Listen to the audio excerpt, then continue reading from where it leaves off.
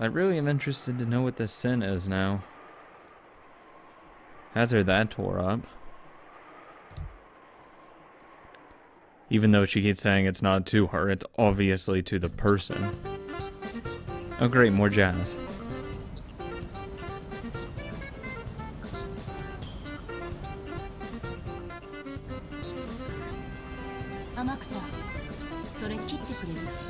Could you please turn that jazz on?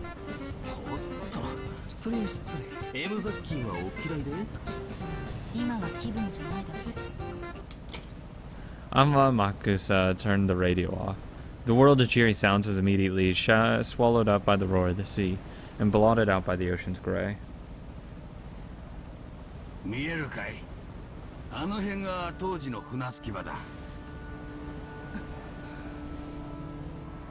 The boat captain pointed, but I couldn't really recall that scene of 12 years ago. I thought I'd surely be able to immediately remember how things had been at the time, but no memories came back to me. At the instant, the island was sealed off and left to the wild. I couldn't satisfy myself with the thought that this was just inevitable, and it felt sad and painful for some reason. But I at least remember one thing.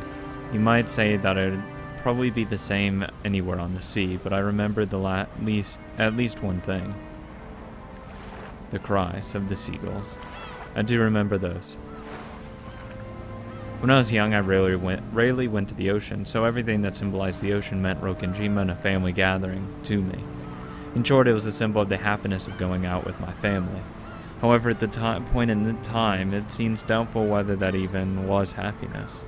In my younger days, the trip had felt like a relaxed family vacation, but considering my parents' situation at the time, it was surely a very difficult trip to handle, with the distribution of the inheritance filling the place with the smell of gunpowder.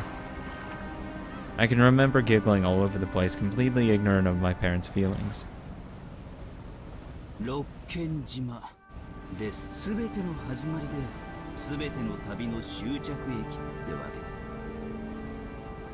Amakusa, in an attempt to speak for my innermost feelings, tried to sound cool. The boat slowly rounded the island. I hoped that viewing it at a different angle might bring back my memories of the island silhouette at the time just a little. But in the end, even when that inlet was hidden completely by the cliffs, I wasn't able to remember anything.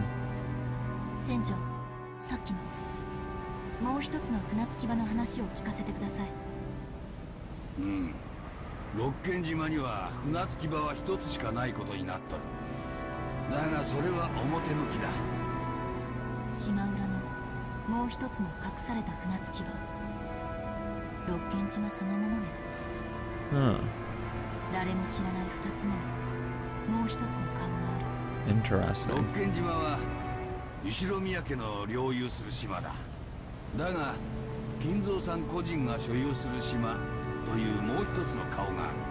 So there's a secret harbor, probably where the mansion is. The secret mansion is Kuadori.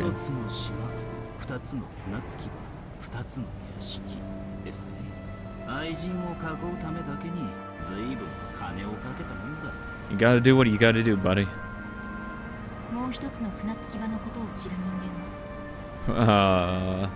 Ava? Probably. わしら船の関係者、高齢の使用人がほんの数人だ。南條診療所の先代先生も熊沢のばあさんも知っとった。Of course they did. 数えりゃ結構いるような気がするが、とにかく知っている人間はわずかだった。そのもう一つの屋敷について教えてください。クワドリアっちゅう名前のお屋敷があるとだけは聞かされとった。わしは船を離れることを許されんかったから一度も見たことはないが、船着き場からは見えないくらいに遠いということですかね。わからん。ただ隠し屋敷だからな。外からは見えん場所に建ててあったろうな。とにかくクワドリアンについてはあの島の最高の秘密だった。No, the biggest secret was the gold, actually. クワドリアンにベアトリーチェが住まわされていた。あるいは幽閉されていたという説がある。わしはクワドリアンへの雑貨も運んでおった。その中に女しか使わんような、それも高級なもんが含まれることも多かった。You never know, Kenzo could be into different stuff. わしもその説を確信しとる。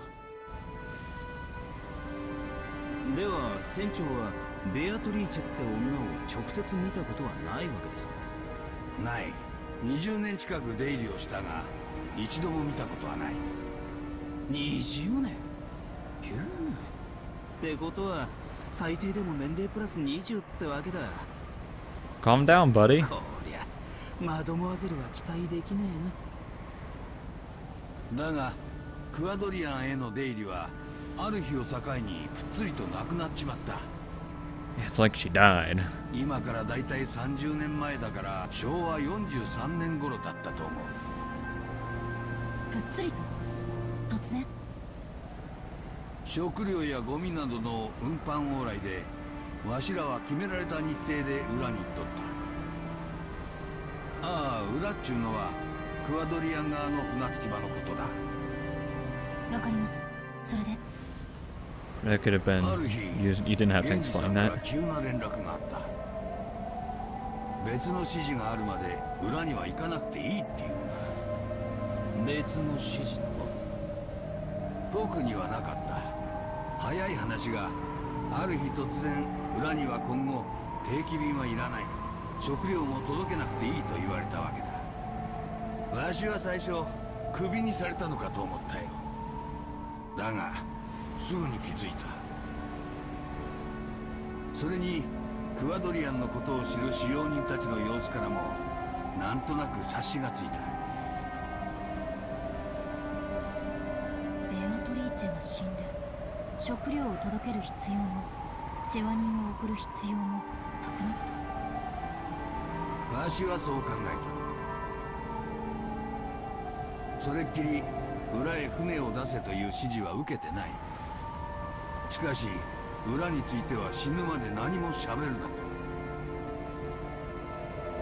その後源氏さんが直接わしのところへ来てえらく強く念を押した。その20年間も放置されていたどうしてエヴァおばさんが？ On that day 12 years ago, Ava somehow escaped harm alone in a hidden mansion 2 kilometers away from the mansion. Moshi in a hidden mansion that had been forgotten for 20 years. ワイドショーで見たよ。わしにも何が何だかさっぱりわからん。エヴァさんを裏へ案内したことは一度もない。どうしてどうやってクアドリアンを知りたどり着いたのかわしにはさっぱり見当もつかない。裏のクアドリアンに陸路で行くことは不可能だったのかしら？ Obviously, Angie. It's an island. もしも話通りに未開の密林だとしたらおめかしした奥様風情に踏破できるもんじゃありませんぜ。じゃあ回路モーターボートみたいなものがあったとか？ It was middle of a typhoon. あの二晩の台風はそりゃひどいもんだった。船なんぞ使えるわけもない。じゃあ屋敷とクアドリアンを直通する There obviously has to be. 愛人の家へ出入りするのに毎回船の用立てが必要なんて面倒でしょ？全長 2km の六軒島の対角線上に存在する屋敷をつなぐためにそんだけの長い地下トンネルをとバカにしたいところだが愛人のために隠し屋敷まで作っちまう大富豪。 What's the point of having a mistress if you can't see her? それも否定できんところですね。どうなんですか船長？わしは海の人間だ。穴のことはわからん。 I'm sorry. だが硫黄島で旧日本軍は25キロのトンネルを掘ってみせたぞ。あの金蔵さんなら2キロくらい掘ってみせてもわしは何も驚かん。やっぱりおかしな島ね。 Yeah, a bunch of people died on it. 私たちはこの島のことを未だ誰一人何も知らない。16 people if I don't include Kenzo, right? Possibly.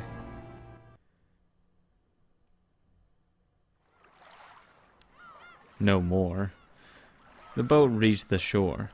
They would have to walk a short ways to reach the mansion. わしはここで待っている。屋敷は向こうだ。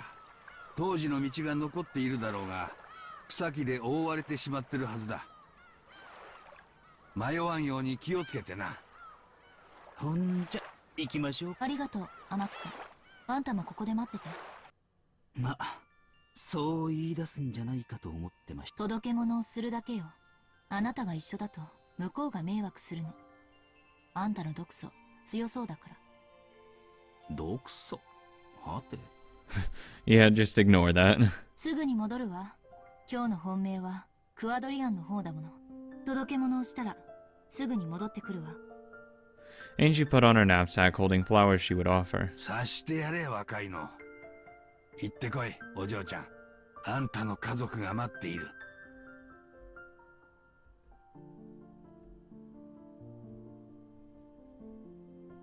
That's a nice fucking path. I'd never been on a road like this, but I had no trouble finding my way. If I walked straight ahead, it would probably guide me to the final destination for everything.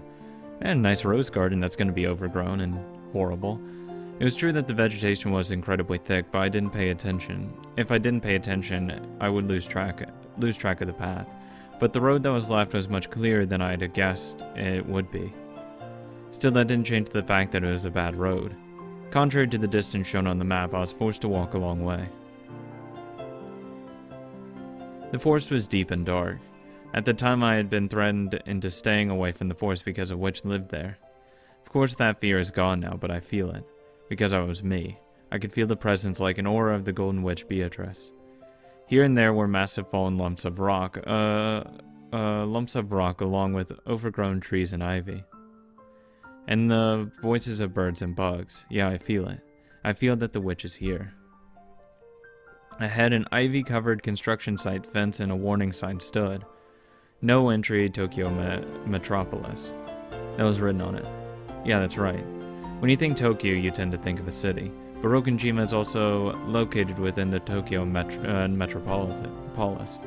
Apologizing to the sign for my rude mistake, I climbed the fence. When I crossed the steep slope beyond, my field of vision rapidly expanded, and a fresh sea breeze blew through my hair. It was like the top of a little hill. Below me was a vast view of the island. I could see desolated forest and rock walls spread out below me, but I realized the mansion was probably somewhere around there. The steep downward slope beyond the hill had probably been caused by earth and rock collapse from 12 years of wind and rain. It had become a slant filled with crags that you might even call gentle cliffs. And it was easy to tumble down, though. It looked like climbing back would be pretty difficult. In any event, seeing that proceeding any further would be impossible. If I continued any further, I wouldn't be able to return. In other words, this is the border. This place is 1986 and 98. And it was that day and today, the boundary between this world and Nirvana. この旅の終着点みたいね。 Can we go to the mansion? I want to see if, there's some morbid to think about if the bodies are still there. As the strong winds blew Mamon's and Sakatara's hair, they looked down from the hilltop. ここからじゃさっぱりわからないわ。お屋敷はどこ？もっと近づきましょうよ。無理だよ。戻ってこれなくなっちゃうよ。 Too bad. We won't be able to come back, is that it? I see. This is 1998, and I am the Uchirimiya Angie who has been left all alone. At first this was a journey to die, but not anymore. It's become a journey to accomplish something. だからごめんね。あの日の私なら何も戸惑わずにこの崖を降りるだろうけれど。ビルの屋上から飛び降りた後ろ宮エンジが情けない。 No shit. ごめんね。ここでも同じだよ。 Maimon would be a horrible influence on me. あの日の Jesus. 風が感じられるから。こんな風だったっけ？うん、もうすぐ来てくれるよ。みんな。Sakatara said it as though it was completely natural, and I believed it. Dad, Mom, Onichan, all of my relatives and those fun servants, and Maria. 私よ、エンジよ、私は帰ってきたわ。When I started my journey to expose the past to 12 years ago, my goal had been abstract and I hadn't understood. But now I have no doubts. This journey was included by several thoughts and fates over 12 years. Was induced. A journey to reach an end for me, Ushirumiya Anji. And a journey reach an end as the last witch of the Witches' Alliance. I came here as the last daughter of the Ushirumiya family, and as the last witch. お父さん、お母さん、お兄ちゃん、ごめんね。先にマリアお姉ちゃんとの挨拶をさせてね。A strong tailwind urged me on. That tailwind took just my soul out from inside my body to the vast forest beneath me. And though from here on I couldn't see, I believed that it flew to the mansion on that day, to where everyone was, to where Maria was. And so, even though my body was on top of a hill, a strong wind blowing against me, my soul was now certainly dancing through that sky. The vast sky of Rokunjima. Below me was the green of many trees. But I understand. I can comprehend the presences of my family and relatives, and all the servants, and Maria too. I could even comprehend Maria as a witch. It was vast, more so than any vast space I had imagined up until now. Angie called to Maria of that day. She told her the long journey she'd undergone, of her long derailed realization of just how much she'd wounded Maria in her youth. She understood magic and now understood everything about the world Maria had wanted to show her. It was very warm, overflowing with love and happiness. She wanted to become even happier by sharing that world, by trampled it. だから私、今こそ全部理解したの。魔法を理解した。でも、それは誰の目にも見えるものではないのよ。魔法とは、はっきり言えるわ。Without love, it cannot be seen. Sorry, One-chan. I've already been excommunicated from the Alliance of Witches, but now I understand how wonderful it is. And I know that after the day I wounded you, the Alliance was transfigured into something different from what you truly desired. Even the magic that spat anger by cursing people was probably important to One-chan in those days. One-chan's environment was sad enough to permit that. でも、もうそんな悲しい日々は終わったよ。だからお姉ちゃんの魔女同盟を元の優しいマリアージュ・ソルシエルに戻そう。The grimoire was in my hands before I realized it. The strong winds were rapidly blowing its pages one after another. That world had been kind in the beginning. How could you give birth to magic that would make candy fall from the sky? How could you give birth to magic that would make tomorrow's dinner cream and croquet? How could you give birth to magic that would make the weather good when you went out the next day, making your whole day fun? New spells of happiness were created one after another, coloring her world with kindness. Those days were flipped through one after another, and months began to flash by. The pages with drawings that had once been colorful gradually began to change into the color of black ink. Eerie magic circles and demon summonings, evil magic for harming people. How could you give birth to magic that would cause the class bully to catch a cold? How could you give birth to magic that would seriously injure someone in class so that they died? Oh, that's dark. How could you give birth to magic that would cause a bus loaded of all of the bullies to fall off a cliff? Malicious spells were created one after another, burying the pages in her heart. 私がお姉ちゃんを傷つけたからマリアージュ・ソルシエルはこんなになってしまった。お姉ちゃんは黒き邪悪な魔女じゃない。白き無垢で優しい魔女だったのよ。私が元に戻してあげる。元のみんなを幸せにするマリアお姉ちゃんに戻してあげる。そのために私はここへ来た。運命に導かれてきた。お姉ちゃん、聞こえてる？ That voice rode an even stronger wind and was sent 12 years into the past. Then the wind gradually ceased and silence fell. I could hear the sound of gravel being stepped on. I listened to those footsteps, surprised at this miracle. Without a doubt, those were Maria's footsteps. マリアお姉ちゃん。 $20, it's not. かすみよ。 Surprise! What a fucking surprise. ようやく見つけたわよ。エンジェちゃん。 What the fuck is Amakusa doing over there?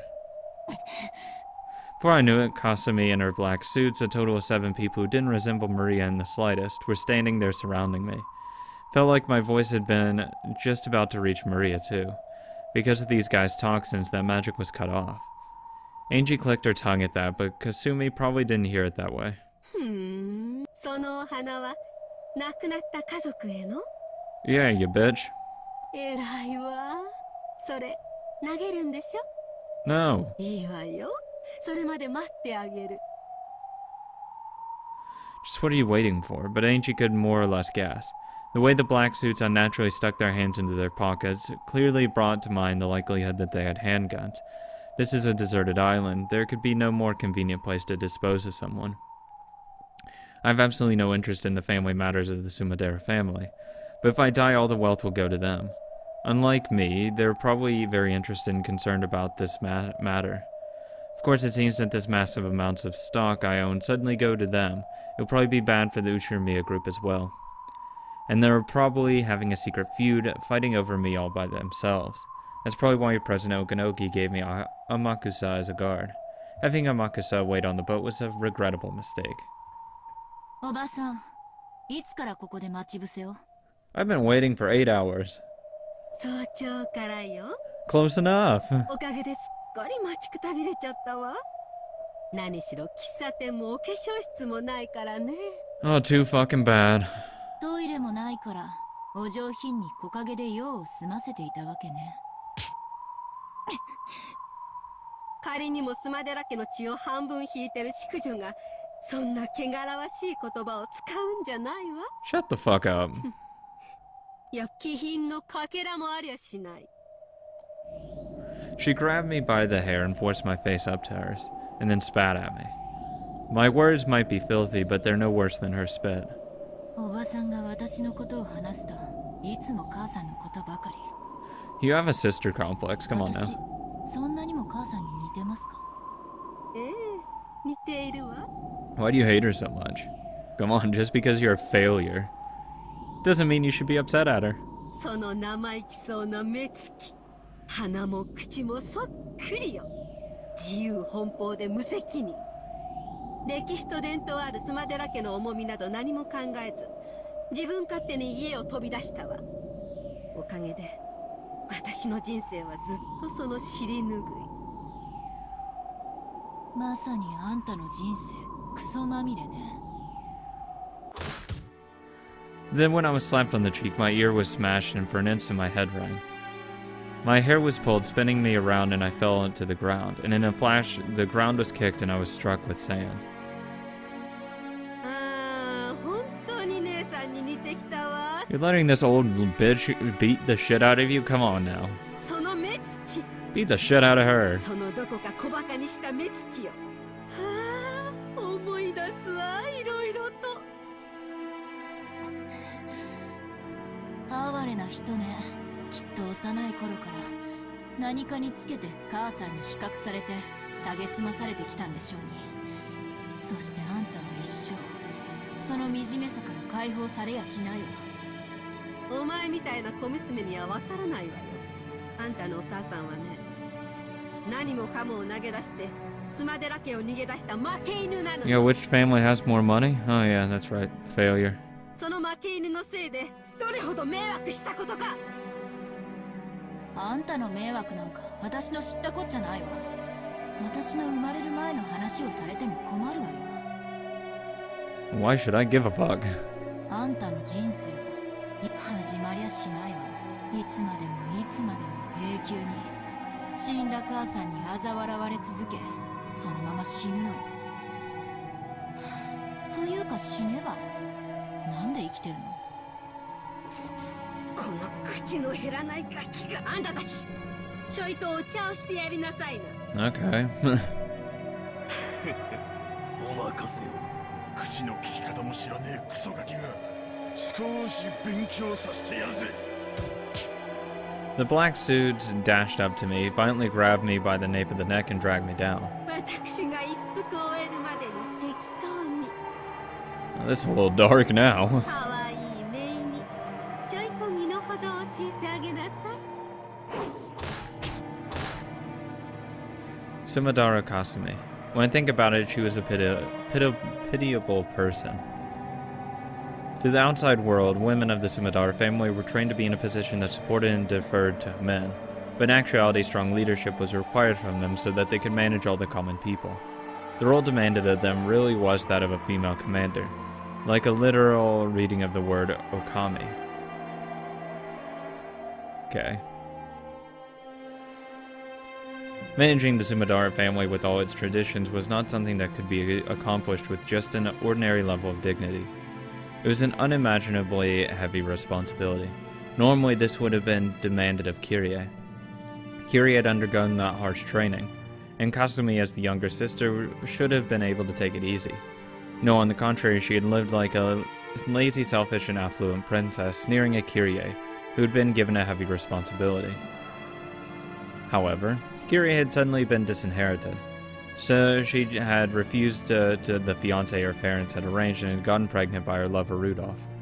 From the Sumadara's perspective, even though the Ushinomiya family held a vast fortune, it was a low-level family that had already collapsed, and had to become not even a legal wife, but a mistress to the second son of that family. Normally, a daughter of the main family would be shown no mercy for such dishonor. They'd wrap her up in place a pole on an end, and throw her into the Pacific Ocean if the pole fell to the right, or the Sea of Japan if it fell to the left. The Kirie's punishment ended with disinheritance and an unbelievably warm-hearted decision. After that, the Sumadara family began receiving favorable treatment from a section of the Ushinomiya group. There must have been some kind of backroom deal. In other words, Kirie openly left the Sumadara family under the pretense of gaining financial support from the Ushinomiya family. Kasumi had watched it happen in shock. No, she even disparaged her dishonorable sister as a loser. But eventually, she realized that the heavy responsibilities Kirie had borne would be passed on to her. And then for the first time she saw what she'd been outwitted. Get fucked.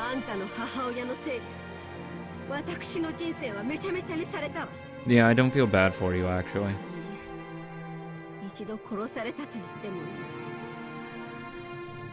Oh yeah, I feel really bad. A fucking terrible person gets something terrible to happen to him. Oh god.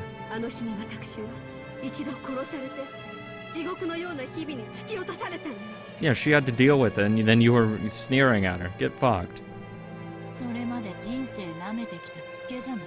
Exactly.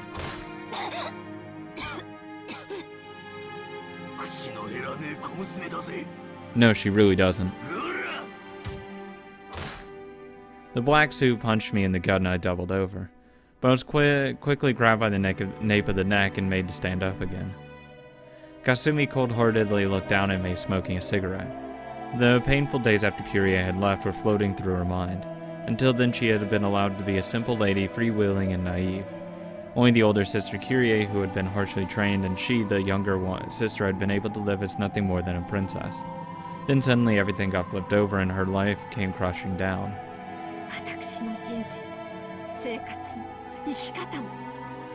Yeah. Get fucked. I don't give a fuck about you. Honestly, I don't care. Like, whoop-de-damn-do. You had a nice life and then shit hit the fan. How about you have a shitty life and then things go up? That's what happened with Kirie.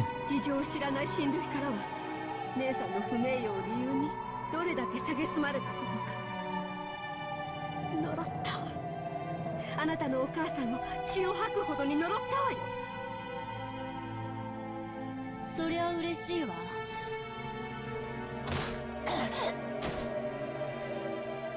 A kick landed in Angie's side as she crawled on the ground. Angie didn't stand up again, so she continued to lie there like a caterpillar as she was kicked each time she spoke. あいつだとても笑ってやがった。私全部を自分で幸せに。 Yeah. Who cares? だから何？私に八つ当たりするとどうあんたが幸せになるってわけ？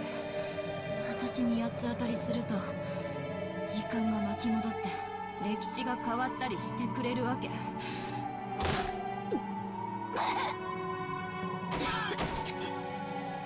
Hey, Steaks, you want to do something? あんたさっき言ったわね。私の人生はいつ始まるのって。 It won't. いくら恨んでも八つ当たりしても時間を巻き戻すことなんてできない。 Because you're not living for yourself. You're just despising the past, and that's all you will, no matter what. Even if you kill Angie, you're still gonna be pissed about the past. じゃあ私は死ぬまでこうして死んでもなお姉さんを恨み続けて。 Yeah, you do. That's your entire life. 冗談じゃないわ。いつまで私は姉さんの亡霊に苛まれてなきゃならないのよ。 As long as you make it torment you. だから考えたのよ。これを成し遂げたら全ての恨みを忘れてやり直せるってね。 But that's not gonna happen. Angie was about to lash back out at her, but stopped. Because she'd be kicked again as she responded. Even if Kasumi didn't say any more, Angie had a pretty good idea what she meant. Kasumi thought by taking revenge against Kirie's daughter Angie, she'd be able to put an end to her hatred. Talk about pushing your problems onto other people. You're just shifting the blame. You're gonna still feel like shit. ほら、立ちなさいよ。 I would if they'd stop hitting me. そんなにこの島が大好きならしっかり深く埋めてあげるわよ。その若さで死にたくないでしょ。母が迷惑をかけてすみませんでしたとか言ってみたくはならない？ Why the fuck would I say that? 誰が言うんか。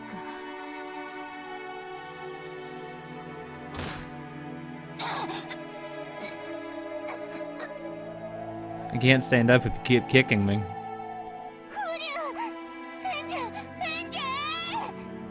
エンジ様、ダメ。こいつらを挑発しちゃダメです。ここは表向きだけでも調子を合わせて時間を稼ぐべきです。くだらないプライドは燃えない That's no ゴ fun. ミの火に達しよく言うわね。天草さんは天草さんが来てくれればきっと。 I don't think he's coming. ダメ。あいつの姿は見えないわ。エンジ様のバカ。 Yes. どうして天草を置いてきたんです？ I didn't need Mammon to tell me. I was seriously regretting it already. I walked a long way. The forest was very thick. I've got no doubt that sign of activity here won't reach the boat. During that time it took for Kasumi to finish casually smoking a whole cigarette, I was continuously tormented by the black suits that she had told them to. The moment I grabbed at my head, my scalp was kicked by someone at a bad angle and my head was filled with stars. The feeling of stars flickered in this gray twisted world was one I remembered clearly. My life was very similar to the one Sumadara Kasumi led. After all, as the successor of the Ushirimiya family, I was tormented constantly with various kinds of bullying under the guise of education and training. Yes, having the insides of my head filled with stars like this is a feeling I know well. When being reprimanded for some error in manners I seemed to have made, the discussion always turned to whether I was fitting to be the successor or not. On and on about the honor of the Ushirimiya family and how deep that was. By the time the conversation reached that point, I'd forget what mistake I was being blamed for in the first place. No, in fact, it was the same for Ava. After all, sometimes she'd ask herself, what was it again? But in the end, she wouldn't be able to remember, and would say something like, 私が怒っているということはきっとエンジェが何か悪いことをしたのだろう。 Thanks, Ava, love you too. ならその悪いことが問題なのであって何をしたかなんて今さら思い出せなくても問題ない。 Glad we can get along. There'd be some ridiculous reasoning like that, and then she'd keep on punishing me. Yes, on Ava's punishments wasn't something that would continue until I learned something, or acknowledged my mistake, or apologized. It would continue until Ava wanted to stop. So this violence was a bit nostalgic in a way that made me want to vomit.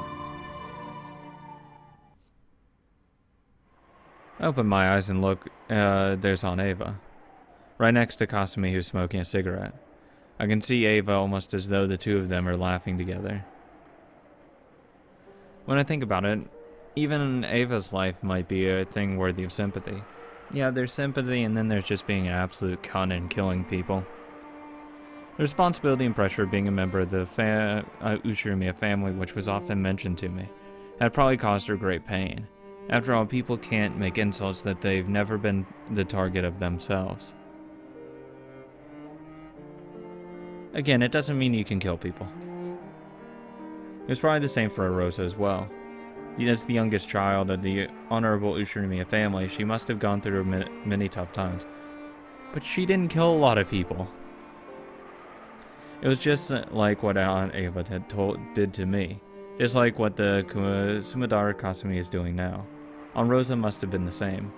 I'm really not putting them at the same levels here. We're talking about a murderer. That we know she's a murderer. She killed people. Yeah, she had a shit life, but she still killed people. Kasumi, who's going to kill Angie, so they're about the same. And then Rosa, she beat her kid. That's terrible. You know, that is terrible. All that, all the above, all the extra stuff. That is terrible, but it's nowhere near killing someone. People tend to push the pain they burden on with onto other people. So I wouldn't mention them in the same sentence or in the same idea. Otherwise, they can never escape from that pain. Soon on in eternity and perpetually, the chain of pain and sadness does not end. That's why you need a sacrificial lamb. Like Anu. That's why Maria's magic was so incredible. With her magic, she didn't have to bear the pain caused by Rosa. The pain probably was pushed onto her. Its weight probably tormented her, but One-chan didn't carry that burden on her own shoulders. She purified and filled her world with happiness. So I'm sure, if Maria had children in the future, she probably wouldn't have pushed the pain that had been forced onto her onto her children. The thing is, though, they could work in the negative way. Because, yeah, she probably wouldn't abuse her kids, but I think she'd be a little too relaxed with her children, and they probably wouldn't turn out to be the greatest. Really, no one would be a good parent here. George, he has some fucked up parts, let's be honest here.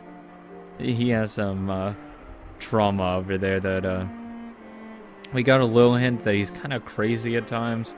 You know, killing his entire family just to be with Shannon. Sorry, but that's a little crazy.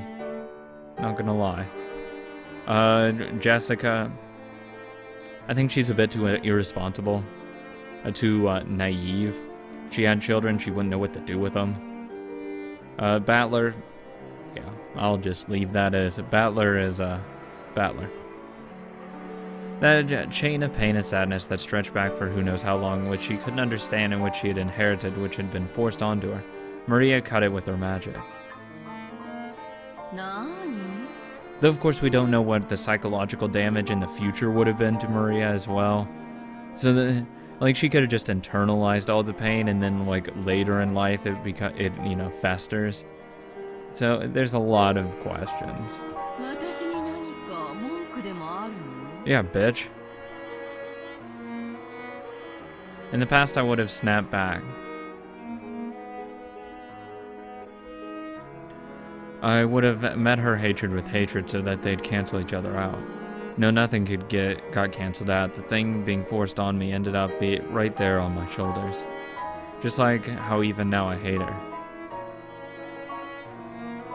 So now that I know of magic, I'll look at the human called Ava again. What could I see through to was a sad human form no different from me, who had lost her family and who bore deep wounds in her heart. She didn't have to lose all of her family, though. She killed a lot of her family. Unable to withstand the pain of that torn heart, she was doing nothing more than howl sadly like a lion, crying in pain like a child.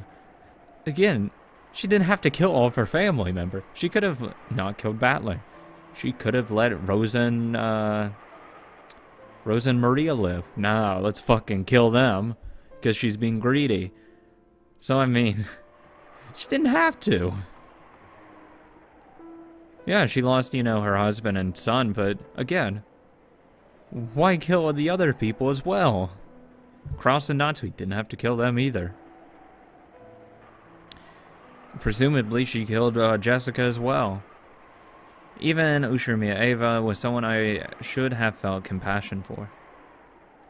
She needed someone to understand the difficulties and pain of her childhood years. Even she, who was the only survivor of the Rokenjima crime, who was faced with the curiosity of all of society, who was publicly slandered and forced to have salt continually flung into the wound. But is it slander if it's true? That's the question. Had needed someone's compassion. In order to let Eva forget her pain and sadness at least a little, the Black Witch taught her magic, just like the time it had possessed Aunt Rosa. It was the same magic of anger and sadness that Beatrice had taught Maria when she was mourning for her torn-apart friend Sakataro. That same magic that witch had probably dwelled inside Rosa too. So I mustn't hate Eva, maybe. I should have become her ally. As the only person in the world who could understand her.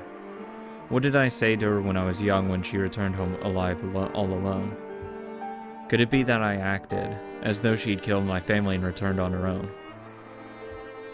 Well, if we're really gonna get down to it, she did. She at least killed your brother. So, that's still not wrong. I mean, that's the problem here. That Eva has a shit life, yes. But she also brought some of this upon herself by killing her family members. So it's kind of hard to feel bad when we already know that she's killed people. I mean, she's had a terrible life. Yeah, I'm not going to take that away from her. It's terrible that she lost her husband and son. But she still didn't have to kill the rest of her family. There was no need for it. And it's just like, come on. Come on. Why? There's no need. You don't have to do that. You're just making more suffering. Hell, she killed Rosa and Maria before she lost any of her family members. Presumably, she was going to kill everyone there besides her family. That's fucked. I can't believe it. On Eva, who has never been more than an object of a synonym for hatred throughout my life, is turning into a human I can understand. So, I can see right next to Aunt Eva the form of black magic who taught her the Black Witch. Aunt Eva was crying. It was only natural. Not only was no one willing to understand the pain of losing her husband and son at once, but her only relative had insulted her, saying, "Give me back my mom and dad."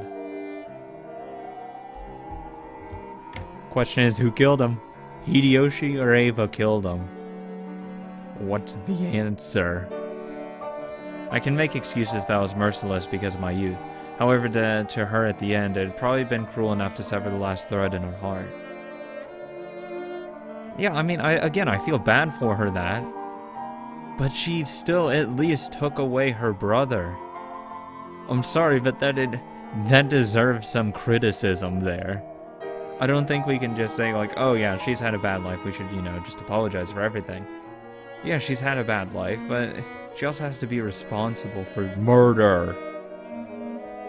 It's the highest crime you can commit. And she's done it at least 5 times. Fuck. In the following days, the talk shows and magazines publicly slandered her. The truth of her husband's business and character and even her beloved son were negated. She no longer had anything left. So she could do nothing but cry and howl, trying to forget the pain and sadness at least for a while. After all, she could only feel a tiny bit of release, and only during the time that she howled. And so the Black Witch taught her how to howl. The one I hated was the Black Witch. Black magic can probably release one from that pain for an instant. However, it never lifts that weight from a person's shoulder. Exactly, revenge is never the answer. Even though, again, I am a fucking hypocrite. I'll be honest, I'm a very vengeful motherfucker. But ideally, revenge isn't the answer. So, that needs to be said. But I'm gonna be honest, I'm an honest person. I'm gonna say I have my faults, I'm a hypocrite. That's just what I do. On the contrary, it forces that weight onto further victims, filling the world with hatred. If only Ava knew the white magic had a true witch nearby. Shouldn't that have been me? Didn't I learn the magic to create happiness from Maria? If I taught her with that magic, could we have built a future with a completely different relationship? That's a nice thought. And that's all it is. It's a nice thought. I don't think it would have mattered. She was gone. It wouldn't have mattered what you said. I mean, it wouldn't have mattered. Up until now, I have hated Ava constantly, so I didn't notice the Black Witch beside her. Without love, it could not be seen. I didn't have any love for her. So now finally, I'll glare at the Black Witch, and the one I truly should hate.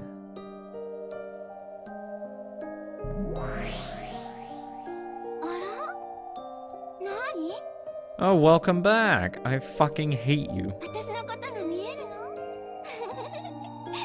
見えるわ。私が憎むべきはエヴァおばさんじゃなかった。あんたよ。すごいじゃない。人間の分際で魔女の私が見えるなんてね。それで？その目つきは何だと言いたいわけ？私が憎い？ Yes. 憎い？ええ、憎いわ。でも少し違う。ただ悲しく思える。悲しい？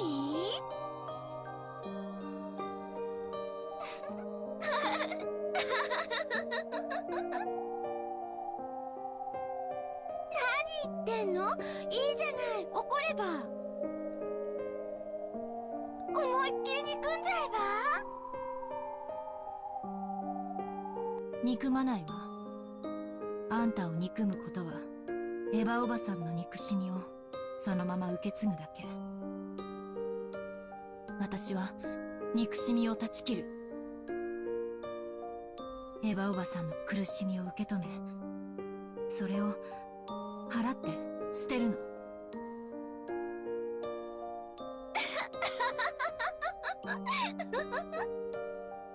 何悟ったようなこと言ってるわけ？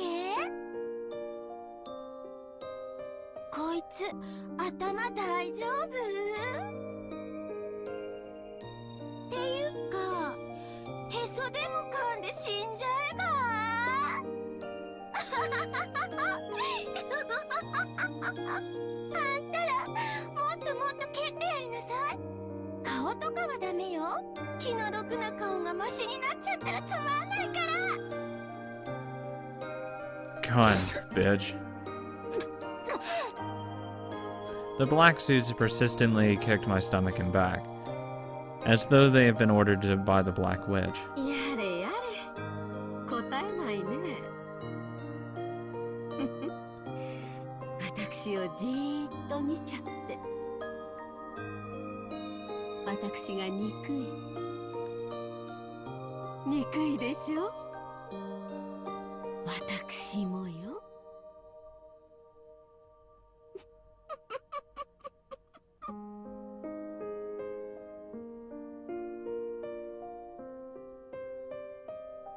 Kasumi sneered at me.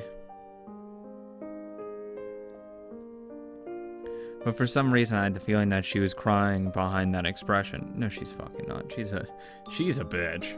No, she does not care. Just like me, the pain of being forced into an unreasonable life would never ever heal.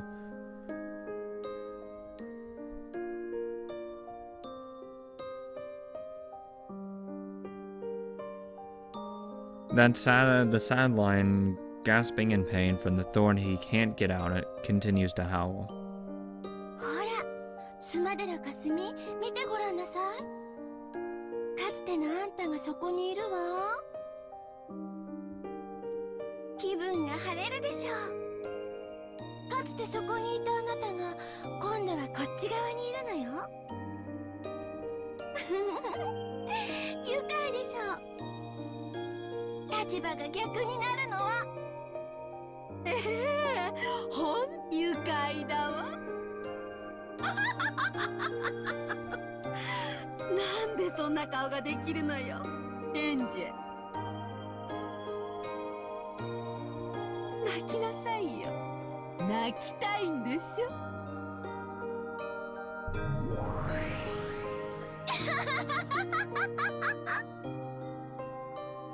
そうそう、泣きたいに決まってる。泣かせちゃいなさいって。あの時のあんたは泣かされちゃったじゃない。だからこいつも泣かせてやりなさいよ。泣いちゃえば。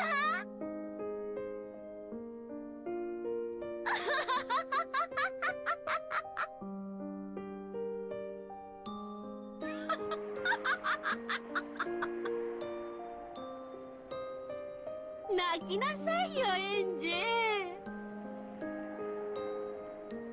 あんたの泣き顔が見たいのよ。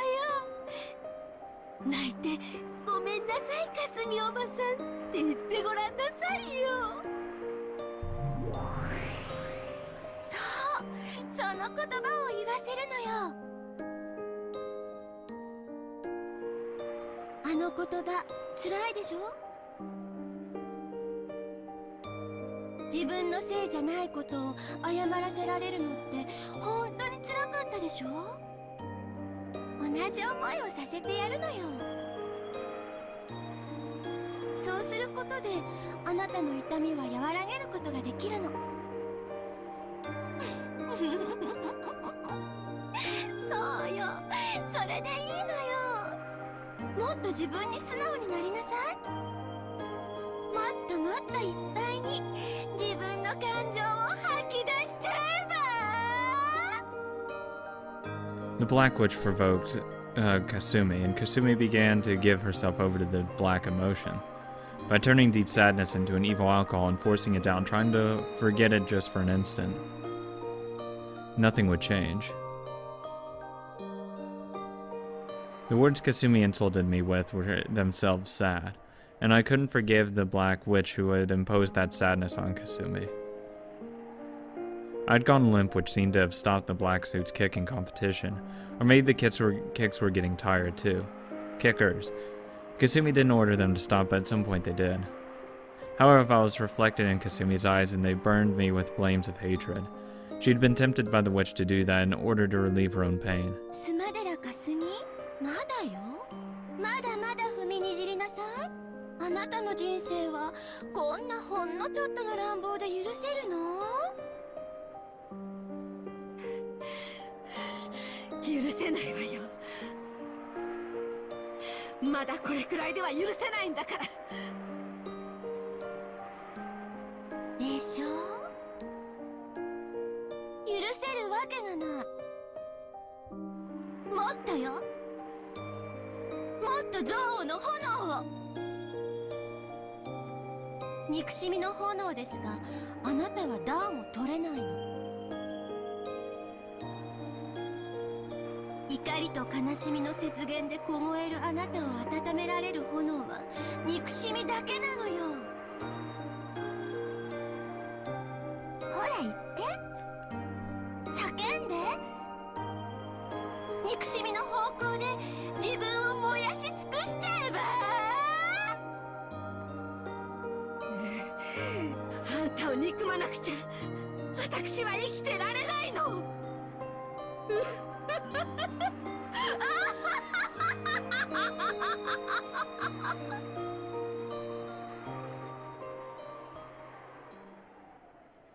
スマデラかすみ、あの花束を。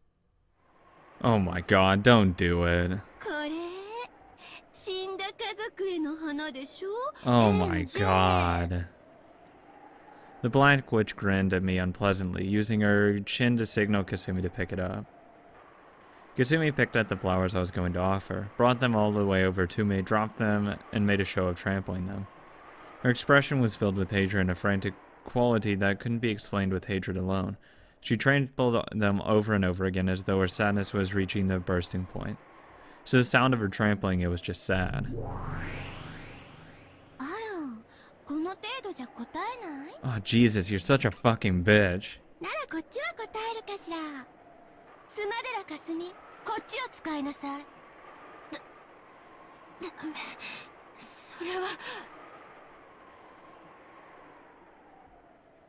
Oh my god. The object the Black Witch pointed out was Maria's grimoire.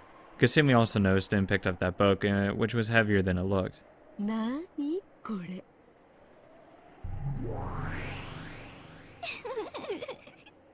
読んじゃえば。お腹がよじれちゃうかもね。 Oh my god, this is fucking awful. Kasumi opened the grimoire, skimmed over the contents, and snorted derisively. 返して。それはお姉ちゃんの。 Of course, my hand couldn't reach. My stomach was once again kicked by the black suits and I doubled over. ほらね。この本は演者にとっての大切なものでしょ。大切なものをけなしてやりなさい。こういう子には殴る蹴るよりもそっちの方が効くんだから。あなたがそれを一番よく知っているでしょ。 As though remembering something painfully, Kasumi's face twisted for an instant, but that quickly disappeared, changing into a scornful smile directed at me. なにこの気持ち悪い本。あんたが書いたの？ No. やめて。返して。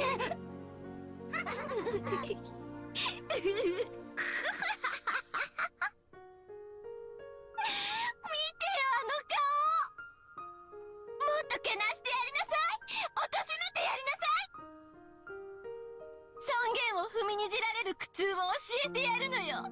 そうすることでしかあなたの苦痛は和らがないの。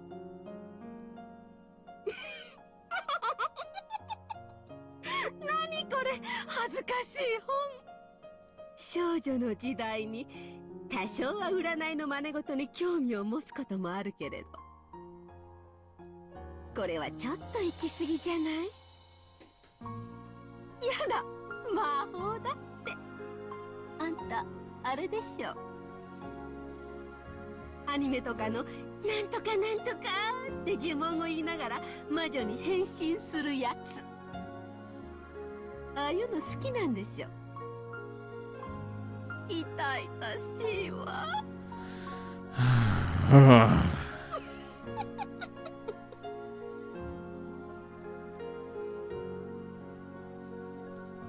Cackling, Kasumi opened to a random page and showed it to the black suits. The black suits looked too engulfed. That sneer didn't wound me, but I couldn't forgive it. After all, that sneer was ridiculing Maria. I don't hate Kasumi, but for forcing that unhealing anger and sadness on Kasumi, I cannot forgive the Black Witch. That Black Witch ate into Aunt Ava, Sumadara Kasumi, and Aunt Rosa, tormenting them for an eternity without letting their wounds be healed. I can't forgive her. I can't forgive the Black Witch. I'm not gonna lie, I think that she's just a cunt. Let's be real here. You realize this is like an 8 or 9-year-old at writing this. Fuck off. Oh my god. You're acting like this is gonna be like some fucking novel. なになに、お日様で清めたお水にお砂糖を溶いて魔法の杖を浸して呪文を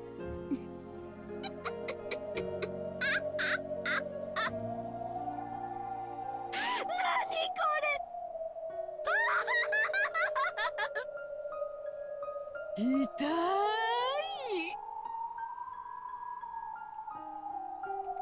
The black suits were also rolling around coughing. Then grinning, the Black Witch whispered something into Kasumi's ear. After glaring at me with a grin, Kasumi took that page. Oh! Great. Grabbed hold of that page and tore it off, crumpled it and threw it away. Oh, great. ひどいよ。それはマリアの魔法。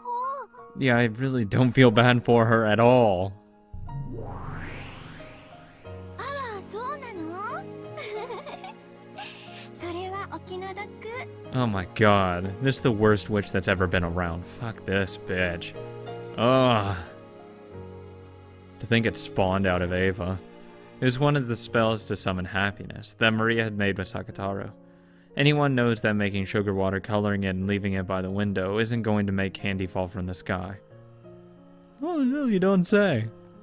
But after repeating that every day, one time on her way to home from school, she had found several pieces of candy scattered around. Oh, how happy must that miracle have made Maria? Didn't she treasure that candy, eating it during her night alone with Sakataro to distract herself from her loneliness? Oh my god, can this bitch die? That magic that One-chan had given birth to had been torn and thrown away and had disappeared. The whole miracle of happiness that magic had given birth to had been torn and thrown away. これも傑作だわ。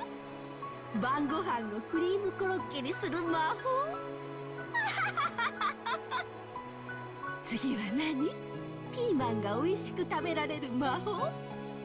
これも生かすわ。バカバカしい。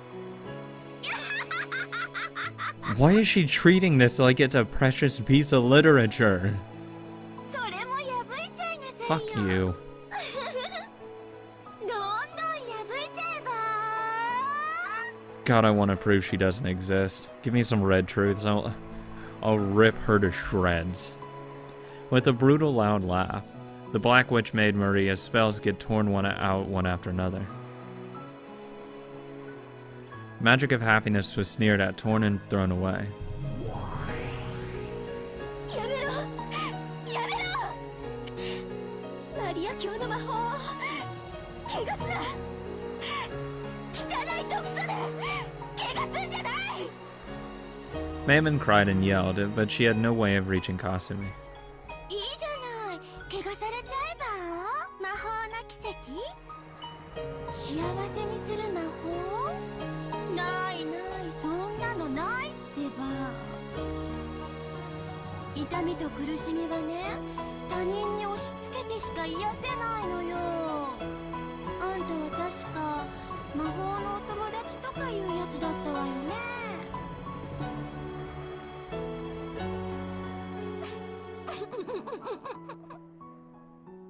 スマデラかすみ、こいつのページを開きなさい。 これは何？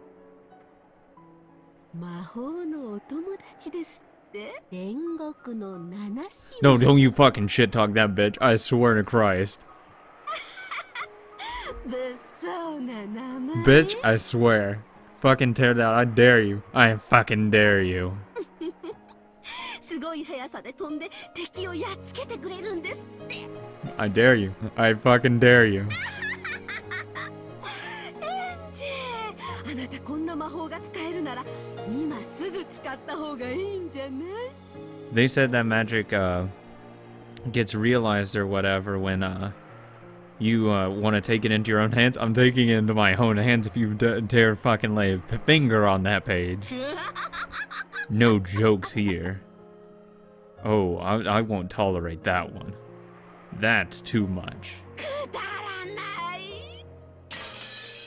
The page that wrote of the Seven Sisters of Purgatory was also heartlessly torn away. Bitch, let's go.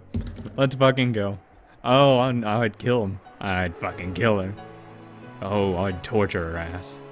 The page itself was just paper. It wasn't Mammon's vessel or anything. I don't give a fuck.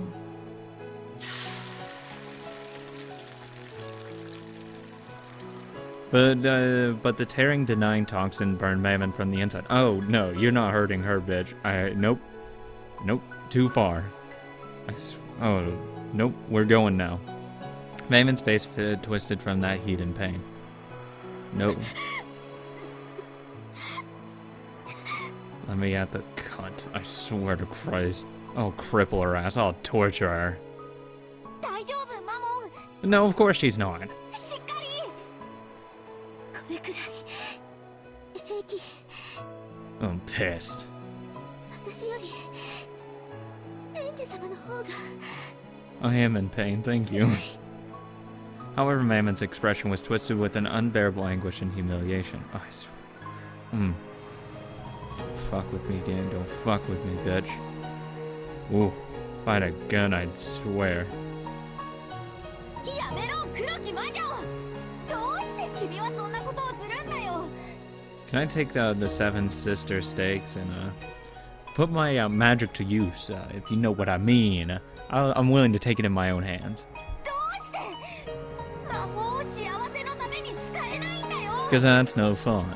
ああ、あんたも魔法のお友達ね Oh, fuck you. あんたも怪我してあげるわスマデラかすみこいつのページも探しなさい Oh, that's just... No. That's just cruel. こっちは何この下手くそなライオンの落書き Oh. 作太郎 Oh, I swear to Christ. Oh, I hate her. 変な名前 Who 一番大 cares? 好きなお友達だってそうなのこれがあんたの友達親友このライオンがねえね It's a little girl. Calm down.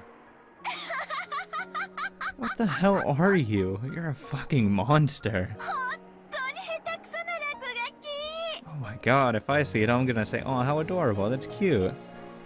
I mean, come on. I'm really good with children, though, so I mean, it's whatever. That's just... that's such a douche thing to do. こんなブサイクなライオンがあんたなのねこんなのお友達にしてるなんて後ろ宮マリアってこの頭のかわいそうさに呆れてへそでお茶が沸いちゃう When's this cunt gonna die? I will savor it.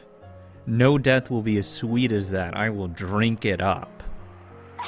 神だ She's completely irredeemable. Oh my god. If anyone defends her, no, just get out.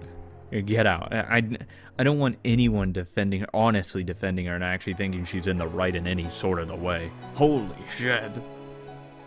She had a bad life. Whatever. She lived like a princess beforehand. Then she had to work hard. Too fucking bad. へそかんで死んじゃえばうりゅ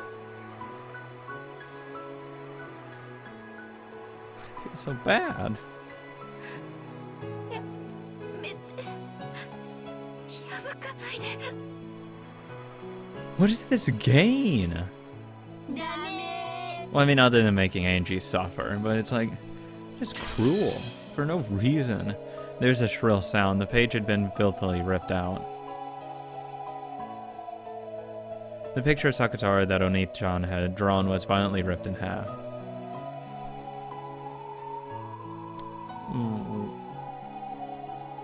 That's just too cruel. Oh my god. I'm losing all my emotions. Because I'm doing all this in one run as well, the very end of this thing. It's just sad. I want her to die so bad. たくそな No, I don't want anyone else to die, just her. Oh, the world would be a billion times better if she just dies a horrific death. Torture needs to be reinstated just for her. I'm talking the banned tortures. I want to crucify her ass. Jesus. Bitch wouldn't last a couple hours up there because she's so fucking old. お前たちも笑いなさい。 A pair of the black suits laughed vulgarly, and heartlessly trampled on toothed halves that had been thrown away. I would not be like, God, this is fucking terrible.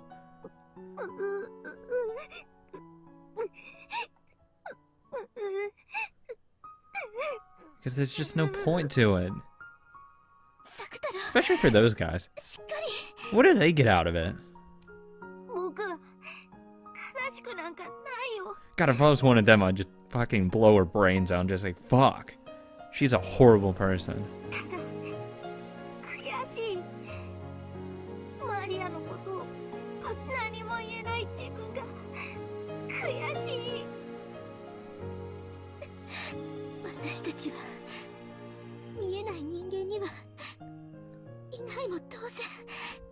Please kill them.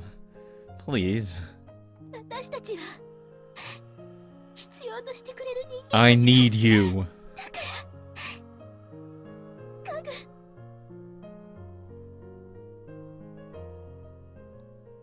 As Sakataro and Mammon supported each other, they crouched down sobbing. I couldn't stand it either. Those who can't see how wonderful the world of magic is can't understand it. You can't explain to humans who can't understand. So it gets belittled. If you could show them it, but you can't. Because in front of humans who are filled with magic-resisting toxin who can't understand magic, magic can't be used. 本当にわけがわかんないわ。この妄想日記、頭がおかしいとしか思えない。あんたのお花畑の頭の中が垣間見えて本当に面白いわ。気持ち悪い子。あんたもマリアも、そこのぬいぐるみと家具もね。Hey, she's not furniture over there. Fuck you.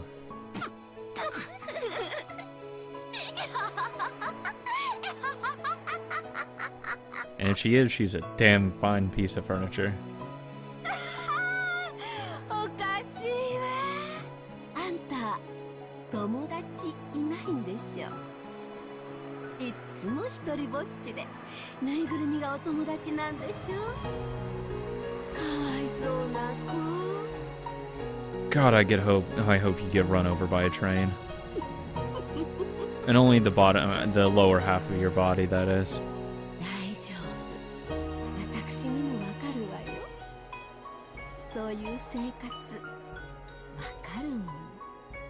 だから私が認めてあげるわ。あんた本当にかわいそうな子よ。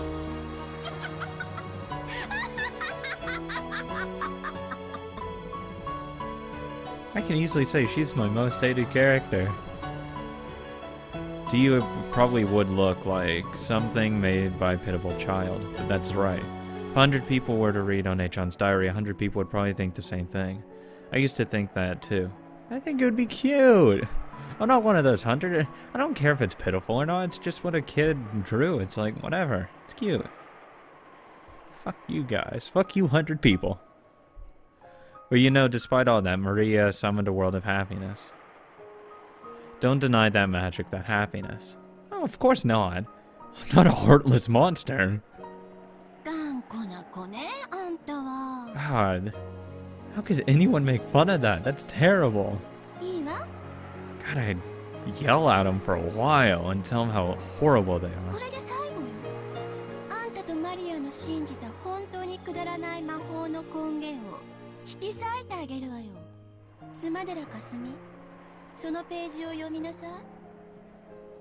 Nani?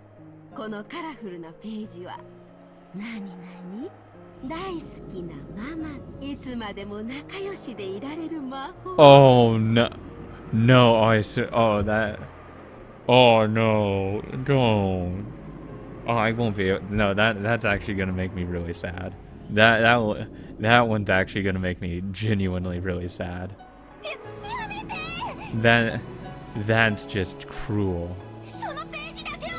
Anything else, that was cruel, but this is a whole nother level. Oh, god damn it. この魔法すんごく簡単じゃない。私でもすぐできそうだわ。こんなに短い呪文なら私にだって覚えられちゃう。やってみようかしら。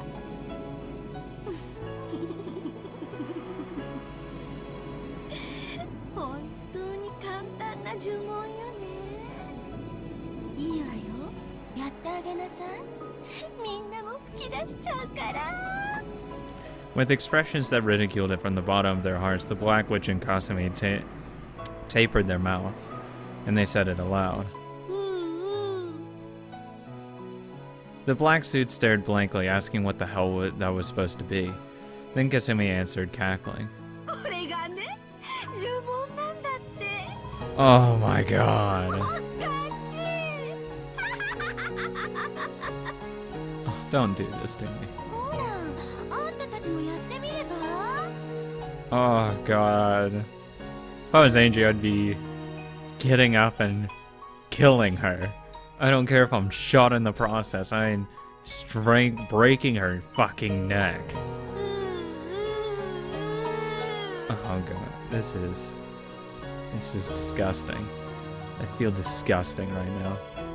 The black suits imitated that moaning voice, making fun of it. I feel absolutely disgusting. That was the incantation for the magic that would let her always be friends with her beloved mother. Of fucking course. Oh. 何このバカみたいなの。 There's no words. Utter contempt, hatred. It doesn't even begin to describe the feeling I have towards these people. 言うだけで家族仲が良くなるなら世界はずっと平和だ。 There's just there's a level of when you just do not care about a human life, and they are far past that point. I generally don't care. I genuinely do not give a fuck how much they have to suffer now or in the past or in the future. Doesn't excuse this kind of thing. Doesn't. It's beyond the pale. バカなうなり声。こんなの連呼してたら頭のかわいそうなこと思われるのがオチよ。バカじゃない。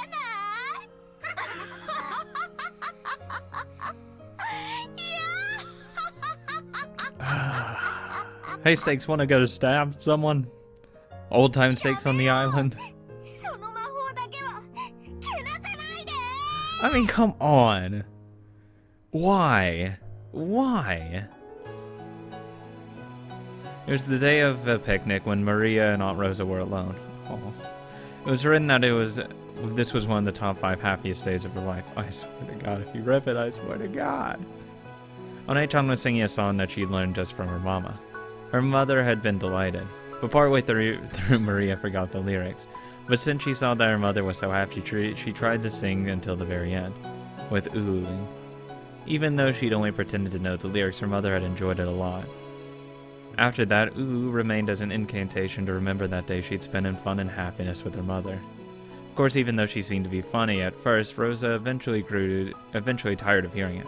That's understandable. And eventually started scolding One-chan when she said it. But to One-chan, it was the memory of a fun day that she'd never forget. Oh, why couldn't she have just said that? Oh. Had she said that, probably Rosa would have been like, oh, that's fine. I mean, god damn it, why, please just, why didn't you just mention that? So among the spells that Maria had created, it was the oldest and the first. Kasumi stuck her fingernails into that page too. Oh, no. やめて。破かないで。 No, not that one. Tear all the other ones. Just leave that one, please. そのページだけは許して。 Yeah. No. No. Come on. Every other one you can tear out. I will live with that. I'll just say that is a moral victory if you just tear out leave only that one. ダメ。 Oh, you cunt.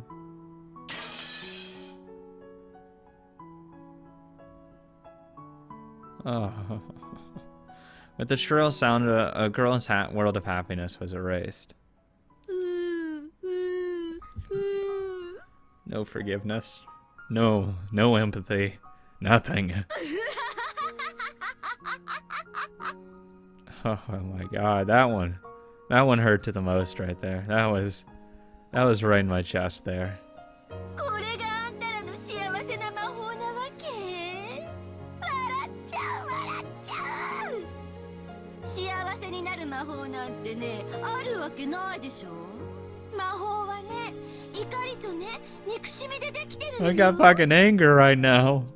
幸せってのはね、自分の背負わされた憎悪を人に全て押し付けた時にのみ与えられる解放感を言うのよ。 I'd love to push this hatred onto her right now. あんたたちの言う幸せなんて絵本の中にしか出てこないまやかしなのよ。 As Kasumi laughed her head off, she slammed the grimoire against the ground stepped on. 悔しい？ Why couldn't you have left the other page? Fine. ねえ悔しい？幸せの白き魔女さんたち、そんなに悔しかったら見せてみれば？あんたたちの魔法あるなら使ってみせればいいじゃない。魔法が使えない魔女なんて魔女じゃない。つまり本当の魔女は私たち。あんたたちなんて魔法の夢で現実から逃避しているだけのクソガキどもなのよ。 I don't care. Fuck you for trying to take it じ away. ゃあ魔法を私が見せることができたら Yes, do it. おね信じてくれるの？ Yes.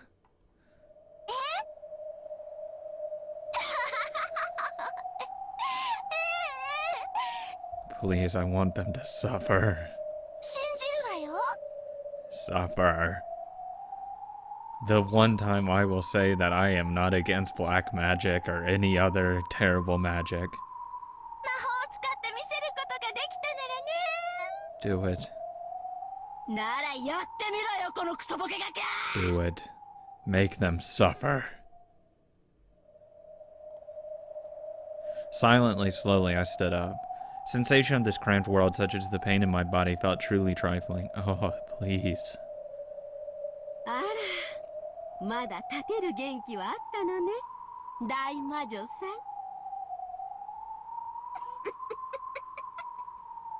ん。I don't care. 立ち上がって何をしてみせるの？見せてみなさいよ魔法。魔法はあるわ。はあ？この子何を言い出すかと思えば。あんたたち、今の聞いた？ Kill them. 静かに。へえ、面白いじゃない。 Slaughter them. Slaughter their families. 半魔法の毒素を理由に、あんたたちはいつも奇跡の力を拒んできた。白き魔女マリアの弟子。 The only person that I condone for resurrecting multiple times and slaughtering multiple times is her. 見せてみなさいよ魔法を。一体どれだけの人間がその奇跡を信じて裏切られていったか知っている？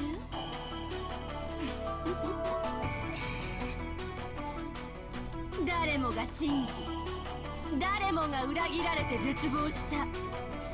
そして本当の魔法は私たち黒き魔女の力でしか得られないことを知るのよ。憎しみを誰かにぶつけるのはただの罪。そんなのは魔法じゃないわ。本当の魔法を私が見せて。 Yes. Yes.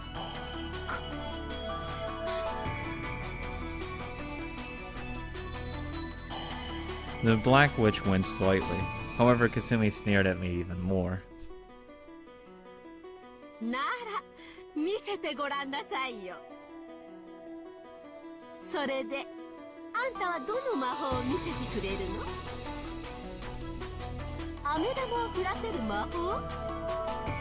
それともクッキーを増やす魔法？ No, it's called summoning the 7 stakes and absolutely burying them in your chest. The instant I opened my eyes, a tremendous wind arose. 突然 Your death. さあさあ Yes. 煉獄の七姉妹 Yes. Yes, kill them all. There was a flash behind me. In an instant, 7 pieces of high-level furniture would gather here. Slaughter them. They deserve it all. It was a power that far surpassed the magical strength I had been in my prime. It was a power that matched even Maria and Beatrice. 煉獄の七姉妹ここに Slaughter them. All of them. エンジ様 And Mammon, get your ass out there and start killing. あなたはかつて言ったわ。私に魔力とあなたたちを刺激できなかったのだと。It's time for that resolve. I have it. 私をいじめるクラスメートに仕返しがしたいなんて、そんな安っぽい感情じゃない。Nah, this is true rage. True hatred. 私は Wrath. マリアお姉ちゃんのマリアージュ・ソルシエルの世界を守るために今こそ魔法の奇跡を見せることを命令するわ。無理です。 No, it's not. いくらなんでもこれだけ大勢の毒素の前では。 Don't worry, I think my emotional hatred out trumps that. The 7 sisters also remember what had happened in that classroom. If they could have obeyed Angie's order, they would have. However, surrounded by the toxin that runs thick in humans, they hadn't been able to display the miracle of magic, and they remembered very well how deeply that had hurt Angie. But Angie spoke very quietly. ならあなたたちも信じて。マリアージュ・ソルシエルは人を幸せにするために生まれた。 Removing these people from the world will create happiness. そしてそれは黒き魔女と戦うためでもあった。その創立者の一人、原初の魔女マリア教が生み出した世界を否定する愚かなその奇跡を見せ、その世界を守るために信じて魔法を。Oh, damn it, I don't want to say it, but if it means purging this bitch from the world, I'll believe in magic all day fucking 魔 long. 女、今こそ奇跡を。 Oh, but fucking believe. I'm a believer. I'm a born again magic believer. If it means that these people suffer. When Kasumi gave the order to the black suits, one of them took out a gun and pointed at Ange. Oh, that's adorable. 魔法を見せてくれるんでしょ？なら見せてちょうだい。魔法で火の玉でも稲妻でも打ち出してこの男を倒してみせなさいよ。 I'll use a metal stake instead. チャンスは一度。3つ数えるうちにやってお見せなさい。できなければ覚悟してもらうわよ。 I'd rather die than have to put up with this shit. So either way, it's a win-win. 打ちなさいよ。なんだこのガキ。イかれてやがるぜ。 The black suit pointed the gun, laughed at Angie, at Angie's detached attitude. 本気？こいつ頭の中までお花が咲いてやがる。なら撃たれなさいよ。死んじゃえば。エンジ、無理。 Maybe for you, it's impossible. 中断は魔法では防げないよ。いいえ、何も恐れることはないわ。私の魔法は、煉獄の七姉妹は、銃弾など、ものともしない。I'll take the 7 sisters of purgatory over an AK all day long. エンジ様。 Maimon was perplexed by Angie's absolute trust. If she could comply, she would have, on that day as well. But because she had been unable to do anything, she had hurt Angie. ガキめ、魔法が使えるってんなら早く見せてみやがるってんだ。どうしたよ。早く魔法を見せてみろってんだ。 And she's telling you to fire your gun. ほら、遠慮はいらねえぜ。俺にバビョーンと。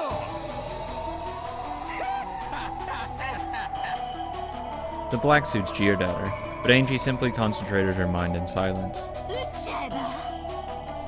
撃ってみろって言ってるのよ向こうは。この子恐怖でもう頭がどうかしてるんだわ。バイバイエンジェちゃん。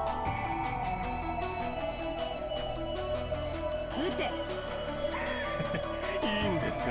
Yeah, go ahead. You'll fucking die. おうち死ね。エンジェ。やれるもんならやってみなさいよ。あんたの魔法を。 The black suits cocked their gun and sneered, pulling the trigger. Cute. The sound of gunfire rang out, and the world stopped. A red spray scattered out, and chunks of flesh flew.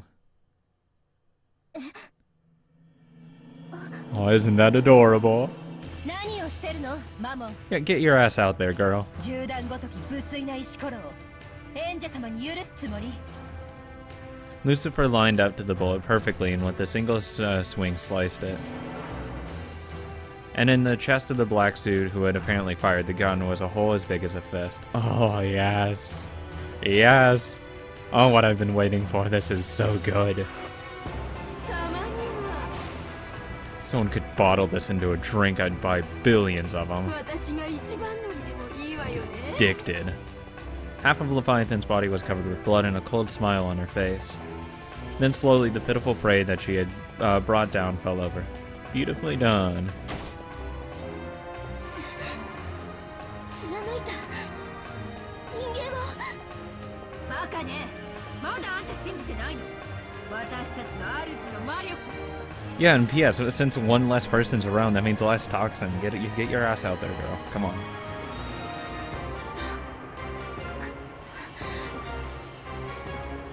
これだけの人間の前で権限したっていうの。 How many humans are you seeing? I'm only seeing a little less than one at this moment. Because everyone else is gonna die real soon. Consuming the rest were flustered. He certainly seemed to have fired his gun.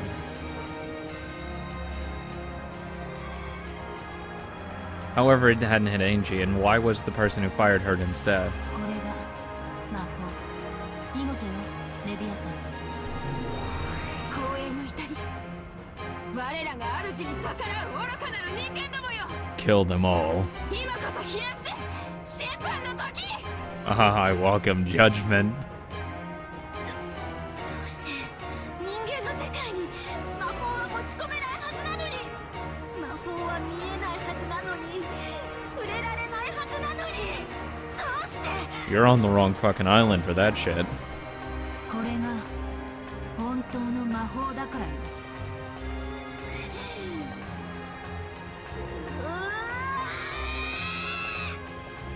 Feel suffering for real. 何をしてるのよお前たち。殺せ。殺せ。 You can try. One of the black suits who had 銃口を覗かせる無礼を私は許すと思った。 who'd finally come to his senses took out his guns and readied it. Those words were a requiem. The man's chest had already been pierced by Lucifer, who had become the stake of pride in an instant. Thank you. Oh, it feels so good. The biggest fucking smile. With the sound of the second person following, the black suits now realized for certain that their lives were in peril.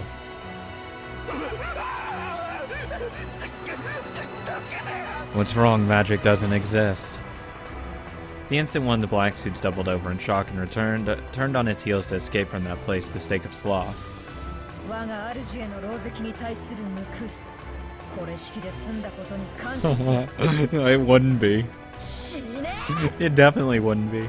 I would be greedy and torture at least her. In his right eye, a hole as big as a walnut opened and his head split. Belphegor was sprayed with blood and her face twisted demonically with the joy of being able to use her full power.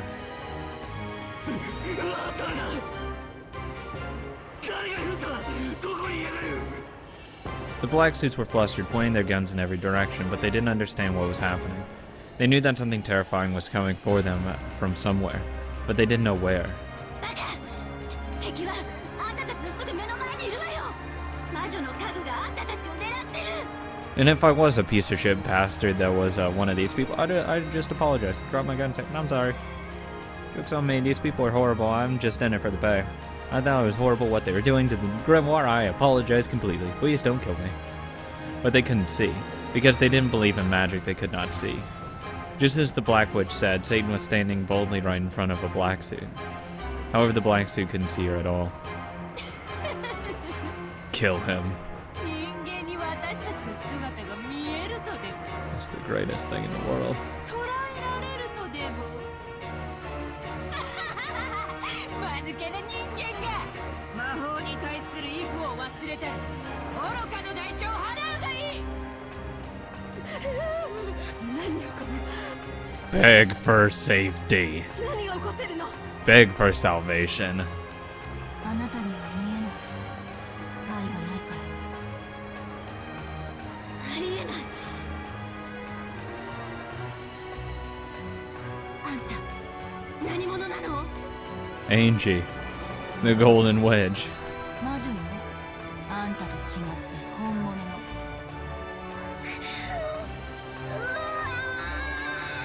ーちくしょうこの雨 As though announcing his candidacy for becoming the fourth victim, one of the black suits pointed his gun at Angie. Oh, cute. And the trigger was. And Angie glared at him coldly and simply ordered. Cute.